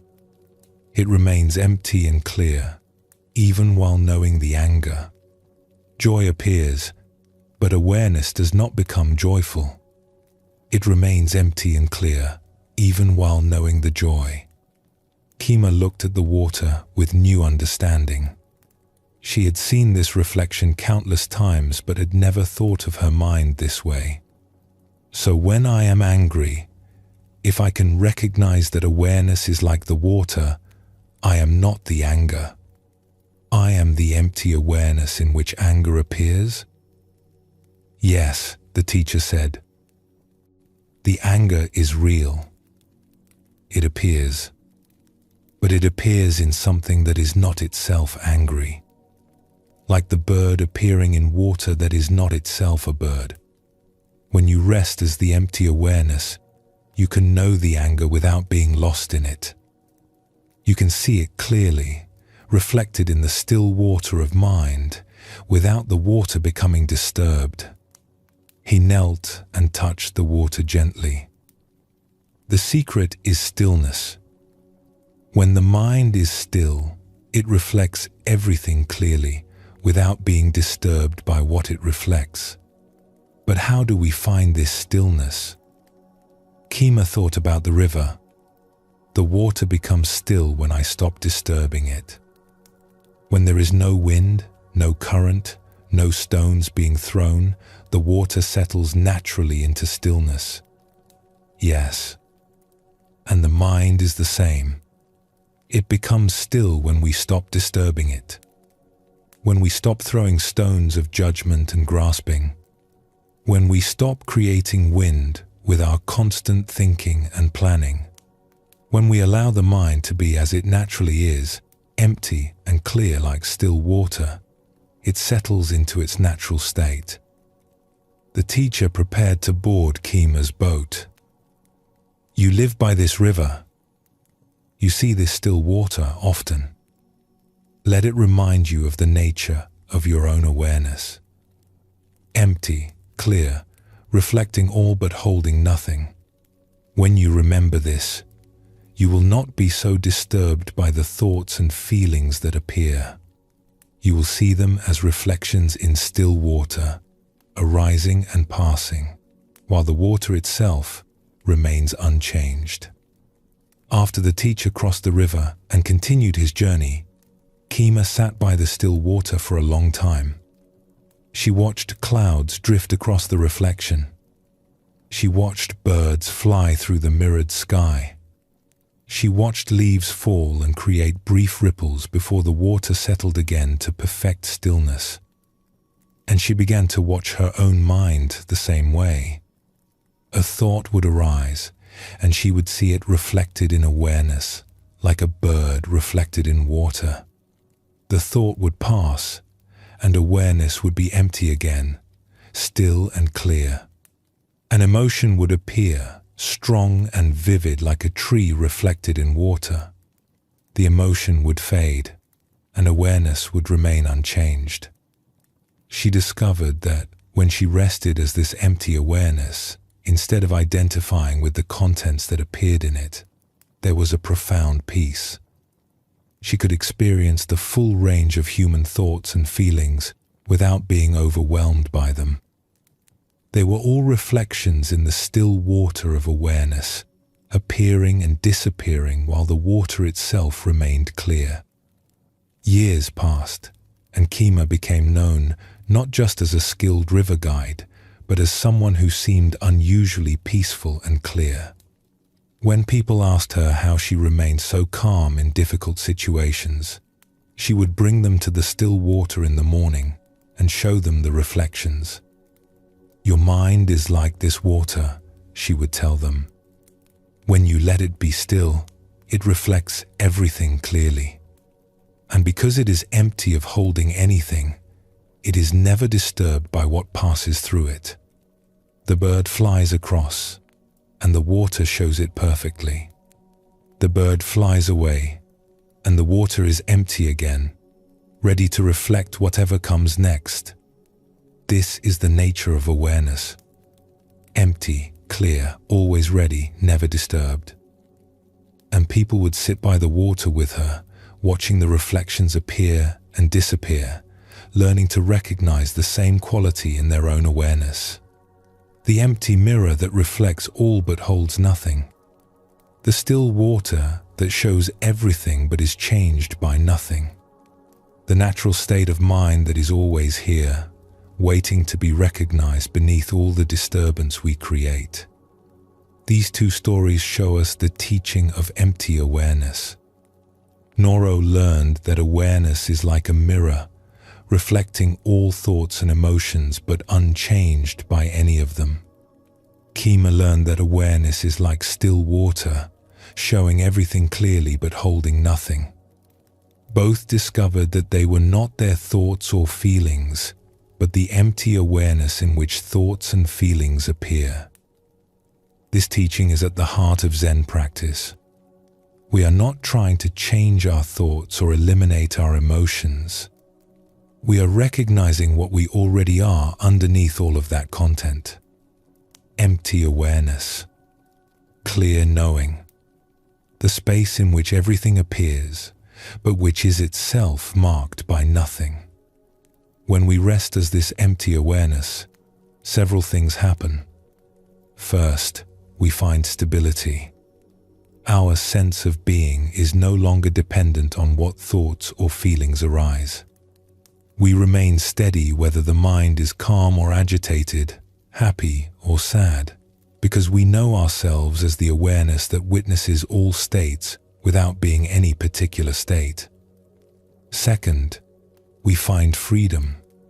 We are no longer compelled to act on every thought or feeling. We can see anger arise without immediately speaking from anger. We can see desire arise without immediately grasping. There is space between the arising and the response, and in that space, wisdom can operate. Third, we find peace. Not the peace of pleasant circumstances, but the peace of not being tossed around by changing circumstances. The mirror remains clear, whether it reflects beauty or ugliness. The still water remains still, whether it reflects clouds or sun. Empty awareness remains empty, whether thoughts are pleasant or unpleasant.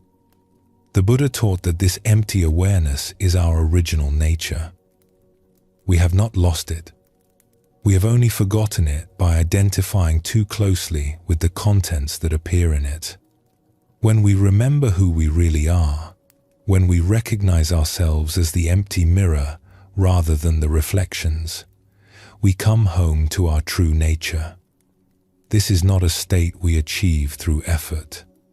It is what we already are, revealed when we stop disturbing the water with our constant grasping and resistance. Like Kima's river, which naturally settles to stillness when the wind stops, our awareness naturally reveals its empty, clear nature when we stop disturbing it with our reactions. The practice is simple but profound. Notice that you are aware. Whatever thought arises, notice that you are aware of it. Whatever feeling appears, notice that you are aware of it. And then notice the awareness itself, not as an object, but as what you are. The empty space in which everything appears. The mirror that reflects but holds nothing. The still water that shows all but is changed by nothing. When you rest here, you have found what Zen calls your original face. The face you had before you were born. The awareness that was here before any thought arose and will remain after all thoughts cease. Empty, clear, free, home. In daily life, this recognition transforms everything. You can go about your work, care for your family, face challenges and joys, all while resting as empty awareness. The activities continue. The thoughts and feelings continue. But you are no longer lost in them. You know yourself as the space in which they all happen. This does not make you detached or cold. In fact, when you are not caught in your own thoughts and emotions, you can respond to others with more genuine compassion. You can listen more deeply because you are not lost in your own mental reactions. You can act more skillfully because you are not compelled by your own grasping and resistance. The mirror reflects everything equally, without preference. When you rest as empty awareness, you meet each moment with this same quality. Not indifferent, but clear. Not passive, but responsive. Not empty of caring, but empty of the fixed positions and reactions that usually cloud our caring. This is the gift of recognizing empty awareness. you discover that beneath all the changing weather of thoughts and emotions, there is a clear sky that is never disturbed. You are that clear sky. You have always been that clear sky. You only need to recognize it.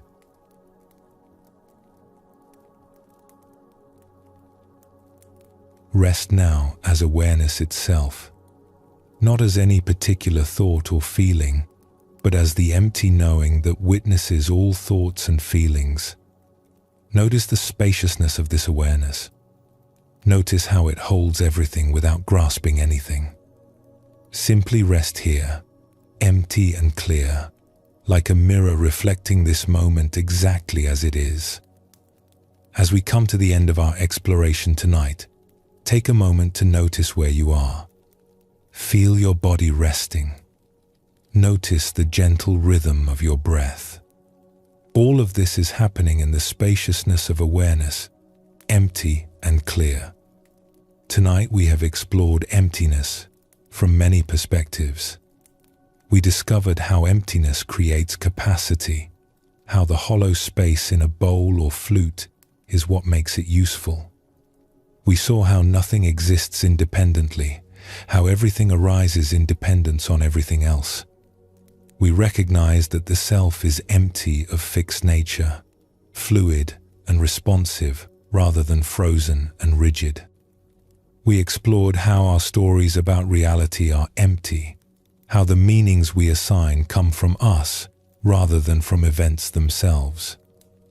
We saw that form and emptiness are not separate, that every solid thing is also empty space, and emptiness manifests as all forms. We discovered that awareness itself is empty like a mirror, reflecting everything but holding nothing. These teachings may sound abstract, but they point to something deeply practical. When we see emptiness clearly, we find freedom. Freedom from clinging to things that cannot last. Freedom from defending identities that were never solid. Freedom from being tossed around by our interpretations. Freedom to respond to each moment freshly, without the burden of fixed positions. Emptiness is not nothingness. It is not loss. It is the liberating truth that nothing is separate, nothing is permanent, nothing is fixed.